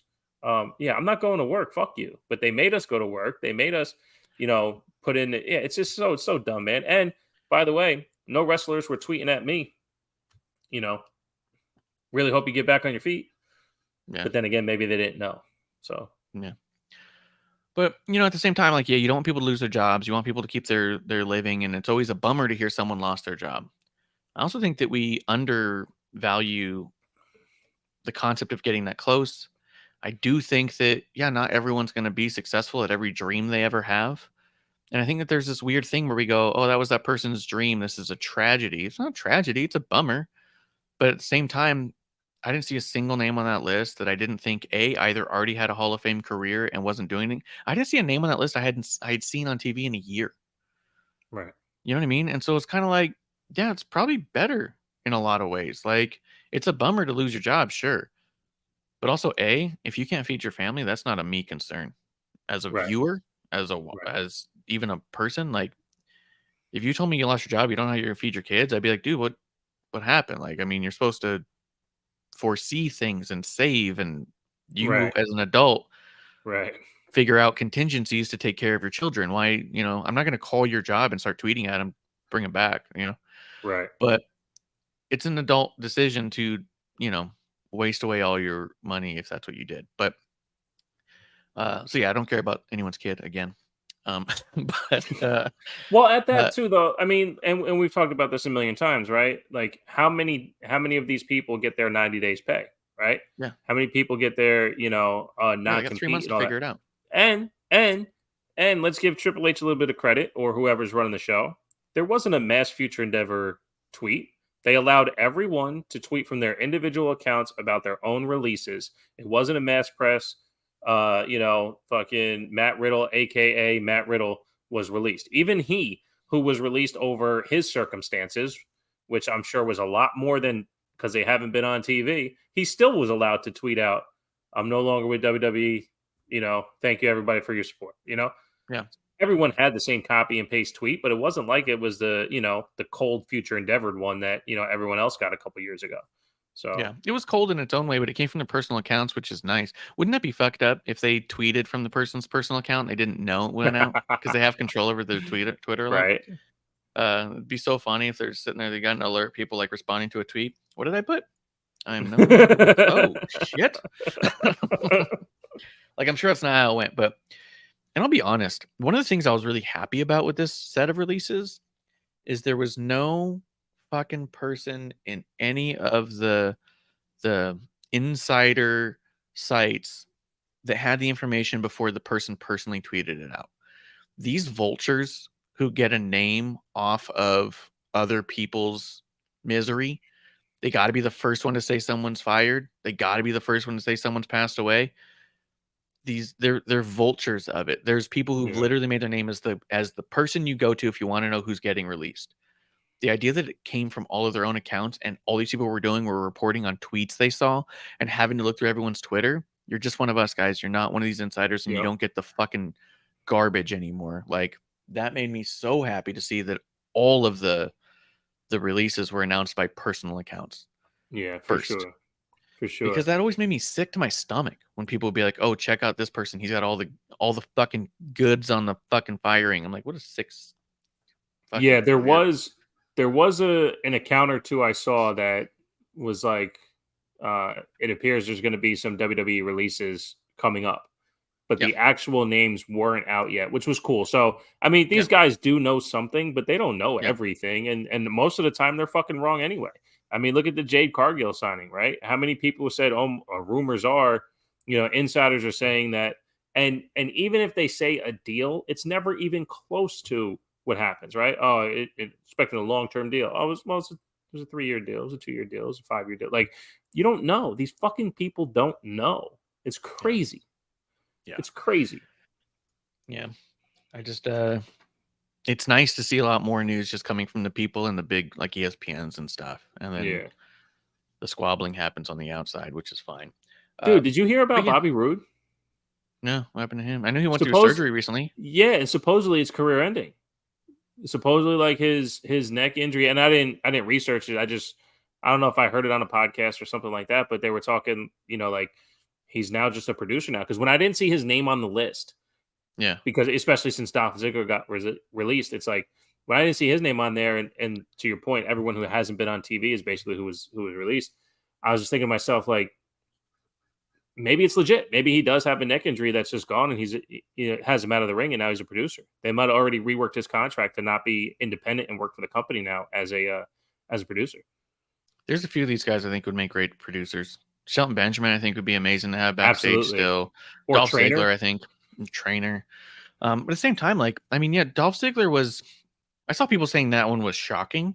It wasn't shocking. It was a little bit of a surprise because he's been there for 20 years. But at the end of the day, you go, I mean, he had a fucking Hall of Fame career. There's no doubt about it. Well, not just that. His last important role, besides, I mean, even his tag team with Bobby Roode was more about working technique with other people in the ring. Even though they were tag champs, like his last important thing was the feud with Miz. Everything else has just been kind of, there's Dolph Ziggler. He might, Yeah. Would you even put the NXT title reign as? No, I forget about it. It's not Yeah. memorable, and it didn't do anything for Braun Breaker. Yeah, not much. I mean, I'm sure it helped him learn. I'm sure he learned a lot in that. Yes, But I just meant character perception on character-wise, TV. yeah. Character perception on TV, absolutely not. It didn't do anything Yeah. for him, except for maybe to your point, like, yes, maybe he learned how to work better with like a Carmelo Hayes or something like that. But at the end of the day, no, I don't think his NXT title run did anything for character wise, Braun. But yeah, I'll apologize for understating, what it could have done for Braun Breaker in the ring for sure. Yeah. But no, as But far I agree. as Ziggler, His no. character and on Yeah. screen didn't. Yeah. Yeah. But yeah, and it was one of those things too where you kind of like. He was also one of the names when there would be a lot of releases where people would be like, "Oh, Ziggler's still there." Like he was. Yeah. It was always looming because of how they book him, and not because of how good he is. But I've said for a long time, he's the Mr. Perfect of our era, and he's gonna be in the Hall of Fame. There's no doubt. And the guy does a bunch of other stuff outside of this. He does his comedy. Like, you just wonder how much of it wasn't A, expected, or B, I mean, some of these guys, Mustafa Ali was on there. He asked for his release a year Several ago. times. Yeah. Several times. And then people were Yeah. shocked about that one. And I was like, maybe they're just doing the merger and cleaning house of, hey, anyone who asked for the release, give it to them. Yeah. I mean, well, And the then- only thing shocking about is Ali is he had the graphic announced for No Mercy on Saturday with Dom. So Yeah.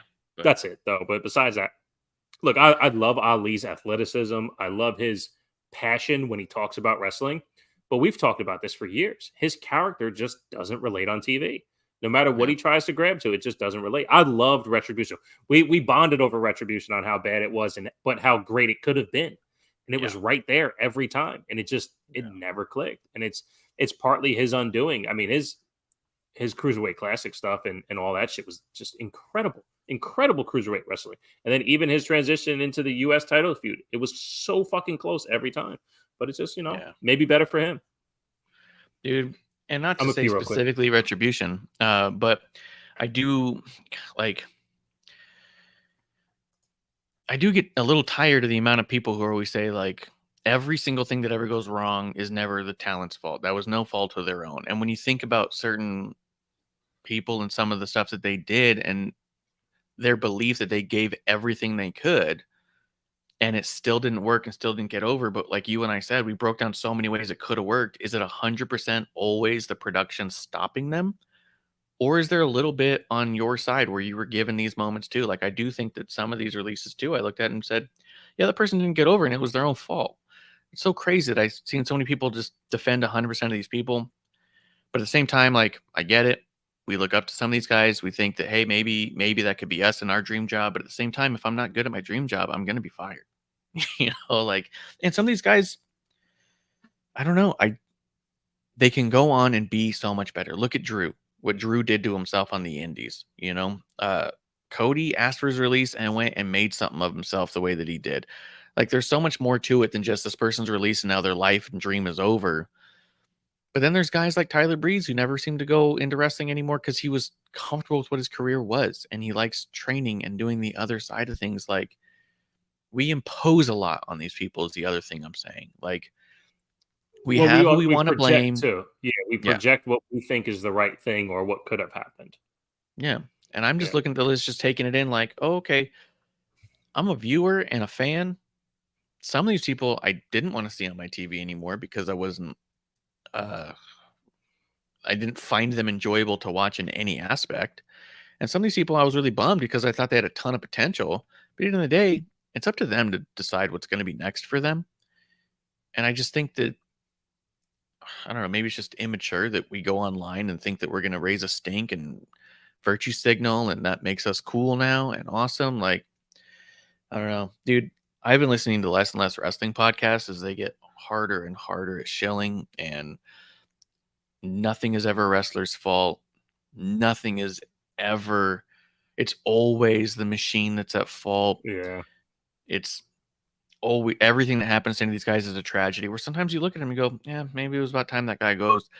And it sucks for Riddle in a regard, but at the same time, you think about the amount of things he's been involved in off screen that we've heard about, and you go, yeah, maybe that's not a good look for the company. Maybe he should go.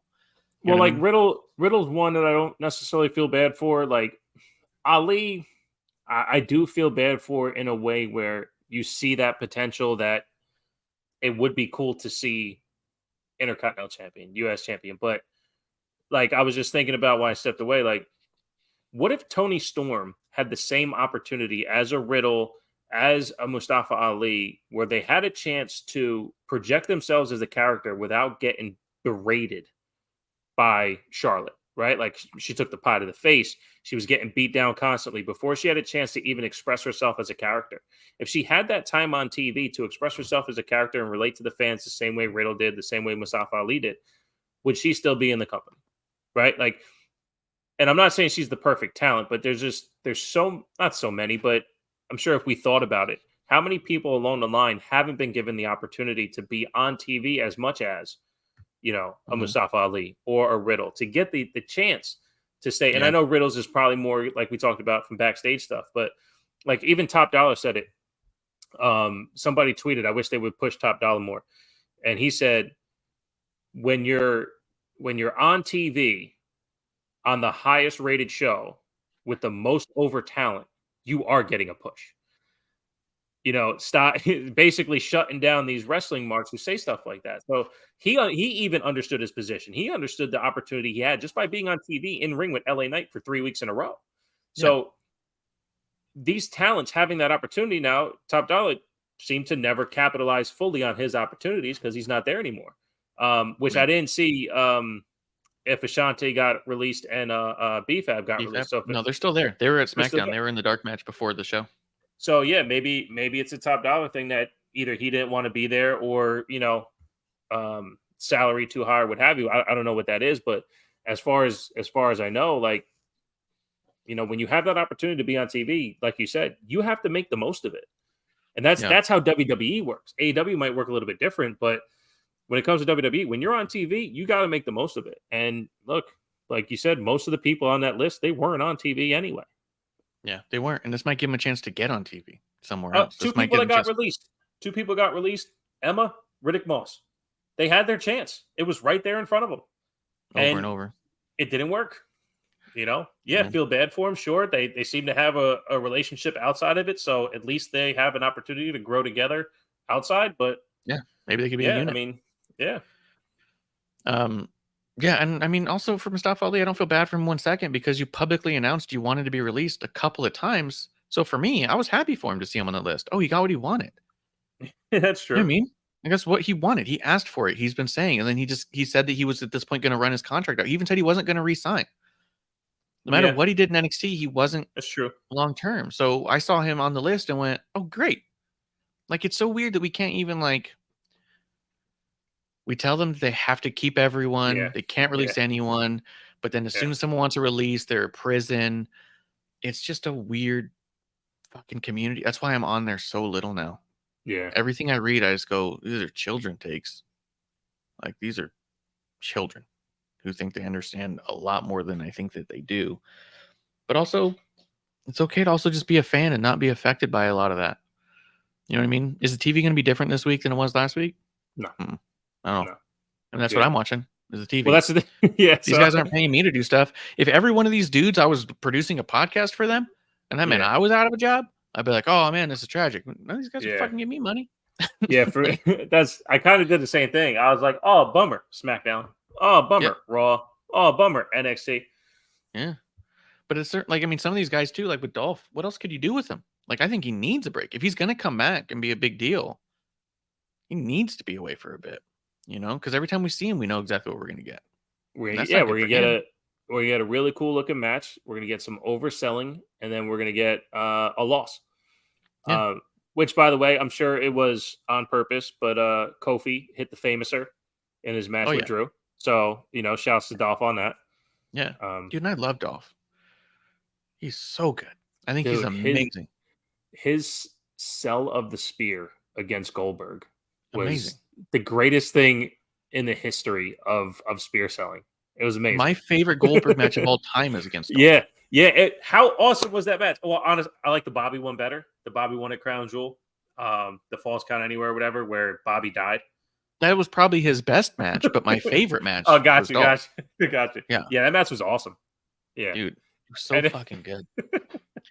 That's where didn't he get beat in like 3 seconds and then got the microphone and was like, "Come back and fight me again"? Yeah. He said, "What was it?" Because he said it a couple times. Is that all you got? Yeah. He comes back in, spears him in half. Is that all you got? So good, dude. He did it like 3 times, 4 times. So fucking good. But also, like, that could have also been Dolph's last match, and it would have been like an historic last match. He just kept begging Goldberg, "Is that all you got?" until Goldberg fucking killed him. You know what I mean? Like how until the return of the Good Brothers, I loved it. Their last match was the Boneyard match. Yeah. The last thing we saw was them being thrown off a building, and then we never saw them again. Right. Was all like, oh, in kayfabe, they were murdered by the Undertaker. Yeah. Oh, I'm just remembering too. That was last time we saw Kairi Sane was her head was getting smashed by Bailey. Yeah, she's Bailey dead. Killed her. Yeah. I heard a podcast say that she signed with WWE. Did you hear anything about that? She signed back, so she's like under contract, but still in Japan or some shit. That sounds like a dirt sheet thing. Yeah, they've been saying that. They've been saying AOP signed like 6 months ago. I don't know why you would sign people and never use them. Like, I just the more I read and see on the Twitter stuff and the newsletters, the less invested I get in any of them because I feel like they're just so full of crazy shit. I'll still go to House of Wrestling if I need to find some news. I know it'll be reported on there, but I'm like picking and choosing the news I want to see. Yeah. You know what I mean? Like so much. That's why I usually don't look at it because it's always so.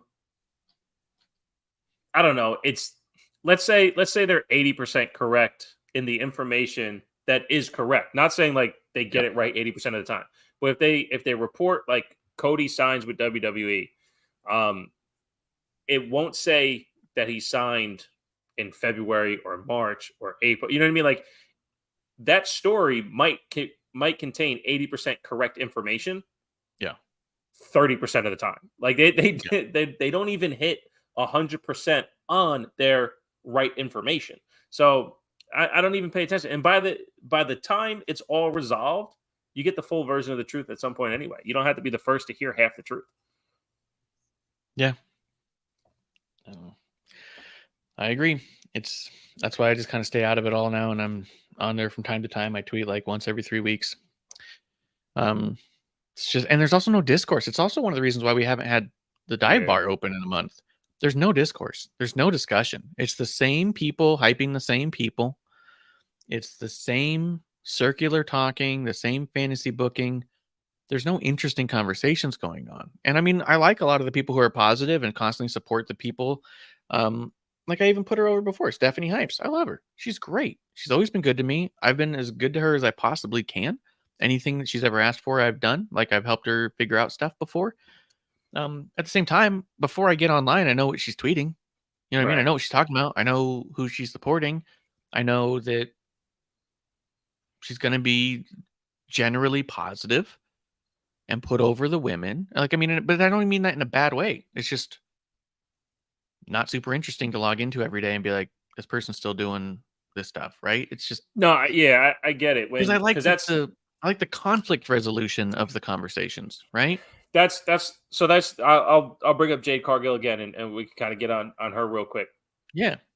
The thing that I see about her right now in the reporting is WWE just signed the biggest star in AEW, the biggest female star outside of WWE. She's such a star. She's such a star. She's such a star.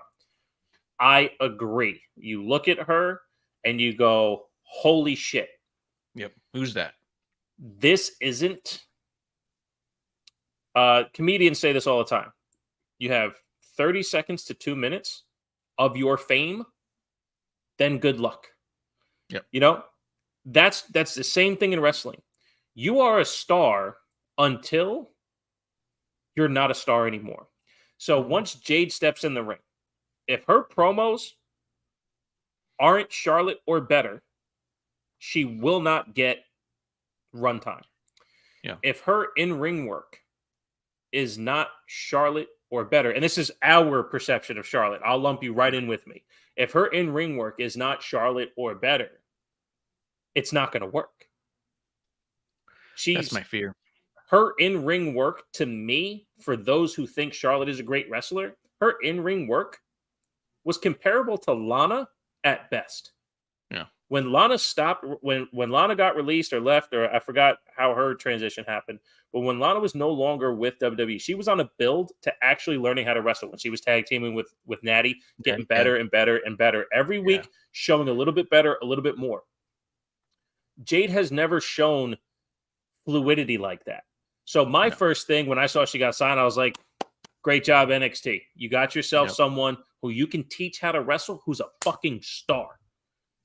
I thought of her as like the next potential Asuka. Give her, or Shayna, put her in NXT and give her a long title reign. Help, because for one, make a little bit of room for like Tiffany and Cora and Roxanne to get them up to the main roster because they're ready, and put Jade on NXT with a long title reign. And now you got something people are watching too, because give her a short match, then a longer match, then a little bit longer. Ease her into it with all these other people who are learning. Yeah. As opposed to, like you said, everyone's just booking her to WrestleMania. You can't give her the Cody treatment. You just can't do it. As much as I shit on Cody for not liking his style of wrestling, he also doesn't suck at wrestling. You know what I mean? Like, I do think he's absolutely. I think he's just a low-level technician. That's just me. Like, there's nothing, and all his over-the-top stuff, his power moves and things like that, I think he reminds himself to be confident and then executes. Story for another day. Jade's not even close. She's not even close. She has a presence, but a presence only gets you so far. I've seen some people book her kind of like Ronda Rousey, and I don't disagree with that in theory, except Ronda Rousey was a household name, and there's a reason she got that treatment. Jade's not that name yet, but she does have that presence. Like, she's got, if Ronda Rousey and Jade Cargill are both walking down in separate sides of an airport, they're getting the same head turns, and that's for sure. So I don't totally disagree with it, but the idea being more or less put her up on top with basically everybody, have her go through the roster on TV in a sense, but also more importantly, put her on every single house show and get her training, get her a ring at home. Send these talent who she's going to work with to her house to train, like give her the Ronda Rousey treatment that way. And I think that with what I believe to be her dedication to be, I think that would work out fine. But 1,000%. My first thought was NXT because you could make her a dominant NXT champion and give her a hell of a run and make her look great. But alternatively, if we're not doing the NXT thing, you got to give her that Ronda personal touch on everything. Otherwise, and I think that she's a dedicated athlete enough to, and it sounds like she's super appreciative of the concept of WWE and what it can do. Yeah. That I don't think that she would let him down. Like, I think she would deliver. But I am nervous because I feel like there's a lot of potential with Lacey. Yeah. And I feel like Lacey fell flat on her face the few times they really gave her a chance to show up. And like you said, it's either going to go one way or the other. And I just don't want... Yeah. I don't want Jade to get in her own way. Yeah. What I'm saying. Yeah. Lacey looked like she couldn't get the character and it was fucking with her head. that because she couldn't connect with a character was fucking with her head. Because I remember her at the Mae Young Classic. I was like, oh, this is amazing. And then when she first came to the main roster and her music would hit, she'd walk around the ring. I felt her character. But then once they wanted to change her up into something else, it never clicked. A super athlete too, right? She's another super athlete. She was awesome as an athletic woman. But I had this comment when we were doing the Royal Rumble watch along when Bianca won. I was like, she got 6 weeks to learn how to wrestle because WrestleMania was coming up, her and Sasha. Yeah. And it took her like a year and a half to no longer have holes in her wrestling. Like I remember going to Extreme Rules with the kiddo, and she had the match with Bayley. And I remember watching it in the arena, and I go, that wasn't that good.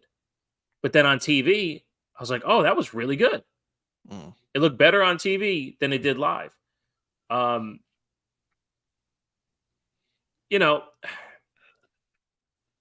Bianca took about 2 years for her wrestling to match her star power. Yeah. And I never wanted to shit on her star power, but I wanted people to understand that without her having the wrestling and having the microphone, it wasn't going to last. Yeah. Because you need substance behind your star. When people said Cena can't wrestle, and you watch him have match of the year with AJ Styles in January, no one could top it. Yep. Cena can fucking wrestle. You're lying to yourself, right? So, but when you watch all of it add up, then it's a home run. So yes, Jade's star is on such a high level. I agree. Without wrestling, without promo, it won't happen. This isn't, I'm sorry, and I'll shit on him real quick. This isn't AEW. You can't just hold the title and not be good at the job. You have to be good at the job. That's why Jinder didn't keep it that long. It didn't work. They tried, but it didn't work. Yeah, me and Kevlar talked about at the time that it felt a lot like, we talked about with Ronda too. Ronda and Jinder both were champions before they were ready, and it felt a lot like watching on-the-job training. I think it's one of the reasons that hurt Drew. I don't think Drew was ready when he got it. I think Drew thought he was, but I think the reason he was in a rivalry with Orton right away and Dolph Ziggler right away was because they were trying to teach him how to be a main eventer because he didn't know. And he thought he did, and it kind of showed, And so I think it's one of those things where when you throw someone out there, and Orton's talked about it before too, he was champion before he was ready. And when you go back and watch his first championship run, it's a lot of on-job training. Luckily, he became one of the greatest, but it took taking the title off of him and having him go back down, basically, and start over.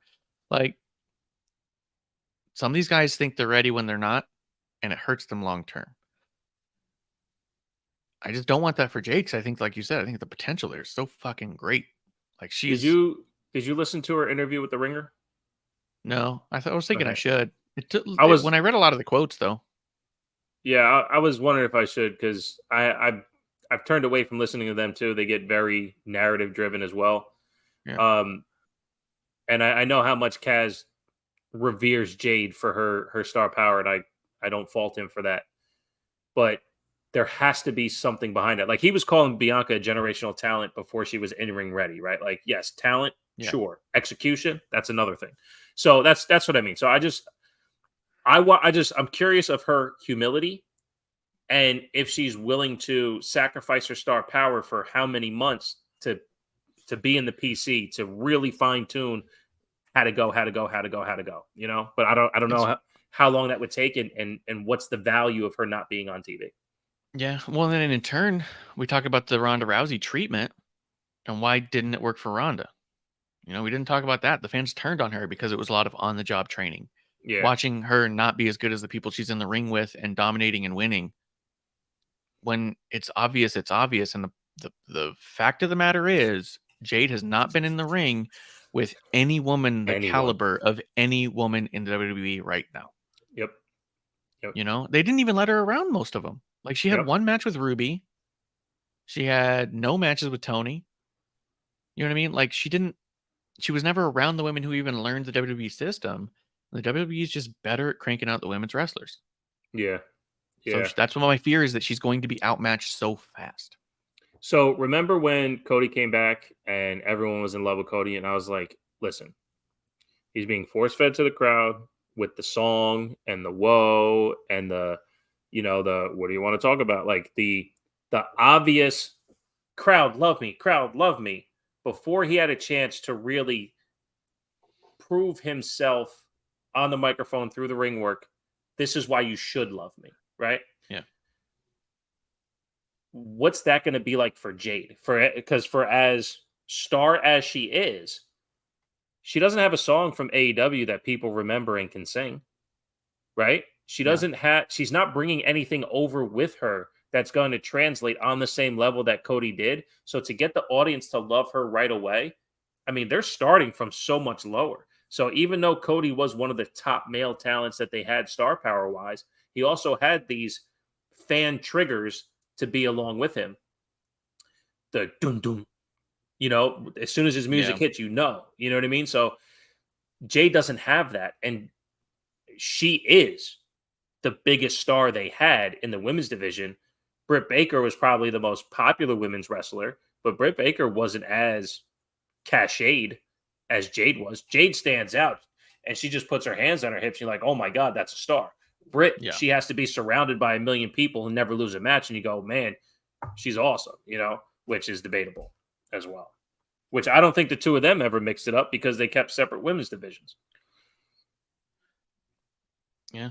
So even if Britt was their best women's wrestler, it's not like she was putting in a ton of work with Jade, Yeah, and I don't think that Britt's the best wrestler they have by any. Oh, I don't either. I'm just saying from a presentation standpoint. I mean, the four horsewomen, they used to wrestle each other all the time. Why? Because iron sharpens iron, and they didn't do any of that. They again with Chat Grapple and Cheap Pops, Chris was like, they fed her J Bones all the time. All they ever did was bringing people from the outside to feed to Jade Cargill. Was she 50-0? Sure, against 50 people who still don't fucking wrestle. Yeah, I know that was my problem too. And then she had 1 or 2 10-minute matches that were just garbage matches, and half of it, I even said at the time, the match was really bad and really 100% on Jade, but also because they're not have her in there with anybody else who can carry a 10-minute match. So right. I don't know. They gotta book her right, because, like you said, it could be a fast fall if they're not careful with it. And I think that the upside is so high. You know what I mean? Absolutely. And to your point earlier, I do think NXT's women's wrestling right now is so athletic to something that we haven't seen in a very, very long time. I just got back into NXT a little bit because my kid loves the Heritage Cup. And watching the women's wrestling, it's like it's definitely picked up. Yeah, I agree. Well, that was all the stuff I wanted to talk about today. You feel good about having last call? Yeah, we could wrap it up. I don't think there was anything else. I mean, some people were complaining about the Fastlane build. Just some internet chatter. It's 2 weeks away, and there was no matches announced. And then on Monday they announced 2 matches. Same shit I was just saying. They're slow playing the whole thing. Yeah, but there's also No Mercy. That if you tune into NXT, they're doing a lot to build the tension there. That, to your point, it's overflowing on the Raw as well. So they're doing a better job of building to No Mercy than they are Fastlane. But I don't schedule their shows. If Fastlane was 2 weeks after No Mercy, then sure, they would have 2 more weeks to build beyond No Mercy. But no, I'm with you. Yeah, they slow play everything. We'll see what happens. To your point, though, about the Survivor Series War Games, it does seem like they're doing that. Sammy, KO, Jay, and Cody versus Judgment Day. It seems what they're trying to build for that. And that also circumvents Fastlane. So who knows what they plan on doing when it comes to Fastlane. But for me, get through No Mercy, see what happens Monday on Raw, tomorrow on SmackDown, and see what happens. But if you dipped, I really don't have much else to say. Let's see if I can get the hand positioning right on here. There you go. I'll just try to do that. Almost. Yeah. I felt like, I mean, it looks like they're going Judgment Day, and I really wish it was Bloodline. Because at this point, too, if we're talking about a build with The Rock to WrestleMania, it's a long time without Roman. It's a long time without that championship around. And the other thing that The Rock was saying when he said he didn't want to do it the last year was that it has to lead to the next thing. what can you possibly do with Rock and Roman that leads to the next thing? Yeah. And is that next thing even going to be successful? I can't imagine who wins that match makes a difference. You know what I mean? So Roman beats The Rock, and he's tribal chief now longer. The Rock Right. beats Roman, and now The Rock is the first one to beat Roman and takes all of that away from whoever the next guy was. The Rock doesn't need that. I mean, The Rock's The Rock. He doesn't need to be the guy to beat Roman. Right. But the guy who beats Roman's going to get something big for it, right? At least from the crowd. So it just feels like a lose-lose to me. That I feel like, that's what I mean. Like, I wonder if they booked themselves in the corner by not just pulling the trigger last year. If they did do it in SoFi, I feel like it was backwards. I feel like that if Cody didn't get Roman last year and was building towards Roman this year, and last year The Rock lost to Roman, then Cody's building towards the dude who's solidified because he's the guy who beat The Rock. And Right. you are building towards the next thing, the Right. next unprecedented thing. So to do it in reverse, where Cody's now just shoved to the side, and now maybe we go to The Rock, I don't see anything on the other side of that makes any sense to me, that means anything. And everyone I've seen and heard fantasy book is bringing up old names. They're not talking about the next guy, the next 10 years. Yeah. You know, even in the terrible fantasy booking of putting CM Punk in this scenario, which I've seen people do, he's done. Yeah. Even if he comes back, he's done. He doesn't have another 2 years in him. The dude gets hurt every match he has. It's not is he capable? It's his body can't take it like it used to, right? So even if we fantasy booked him in there and thought he's healthy, he doesn't have the longevity of the next big long thing that a Cody has. You know, I just don't know where we go if that's where we're going. And I think that the longer we don't have Roman on TV, the more nervous I get that we're not going anywhere. Can you use your industry contacts and see if he is legit injured? Supposedly he has like a shoulder injury or something. Who? Again, whispers Roman. Oh, That's SummerSlam. Supposedly he separated his shoulder or some shit like that, which happens to him at every SummerSlam. Was that match against Brock where he fucking pulled his shit back in place? That was crazy. So dope. Yeah, he's the man. But yeah, I don't know if you've heard that, but again, I don't read dirt sheets. A lot of people do. So when I listen to some people's podcasts, they tend to bring stuff up. It's a whisper I heard. So him being off TV may or may not make sense that way. I'm with you though. I mean, it is tough. It is tough to build towards something without him on TV. Unless he had an actual surgery with a broken bone and he's in a cast, it doesn't explain why he's not on TV. Because bottom line, he doesn't wrestle on TV very often. That's true. You know what I mean? That's true. Even if the story is, I done beat everyone. Ain't nobody on my level. It doesn't mean he can't come out there and talk some shit or push some stuff, push narrative.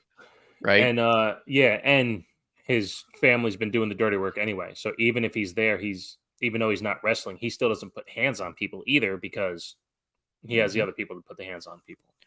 Exactly. He doesn't need to be physically involved to be narratively involved. So yeah, I don't buy it. And look, I agree that Roman's reign has been massive, unprecedented, and incredible. I don't think that it's, in a sense, outworn its welcome. It still feels important. But what I keep thinking about is whatever is next is going to be a deflated balloon. Like, they've gone too high with him to where I don't see anything being that big on the other side. Even if you went fucking crazy and LA Knight somehow takes him out and he's this next big deal, I don't see it making sense. You know what I mean? So do you think whoever wins is only as good as their longevity as champion? I think that the fans will react negatively if they have a short championship, for sure. I think they're not only as good as their longevity, but they're not good unless they're there for a year. Right. I think anything less than a year and it was a fluke win. I think once you're past the year, people are going to go like, that was pretty fucking cool. Like, that's fine. But I think that if you win it at Mania and you don't hold it till the next Mania, then you are a lesser than champion and you shouldn't have beat Roman and Roman's better than you and all that, you know? Right. That makes sense. I don't know, man. I don't know. But We'll figure it out. We'll see where we're going. I'm going up to Phoenix this weekend for a comedy show, so I'm gonna get to some of my stuff, man. You ready for last call? Yeah, brother. Thank you for indulging me. I'm glad we were able to do this, and it's been a blast. So maybe we can fantasy book an episode 1 for the future. Yeah, absolutely. I do love coming through and having the discussion from time to time. Like I said, even the people I mentioned, I love them. Didn't say anything out of any malice or anything like that. I just want to have the conversation that's fun and not just going around in circles about how everyone's perfect with everything all the time. Like, let's be honest. Let's be real. We don't have to be cynical. We don't have to be jerks, but we can also just be realistically looking at the scope of the situation. You know what I mean? Like, let's have an interesting talk, man. That's what we're here for. It's what we're here for. All about the conversation. Thank you for being our drinking buddies today and having a sip with us here in the dive bar of the IWC. We'll be back eventually for another episode 1. That's last call. Cheers. Hey, producer lady here. Thanks for tuning in. Continue to support us or buy us a drink by following and putting the I in subscribe on Twitch. Or subscribe and review our podcast on Apple Podcasts or wherever you listen to us. Cheers!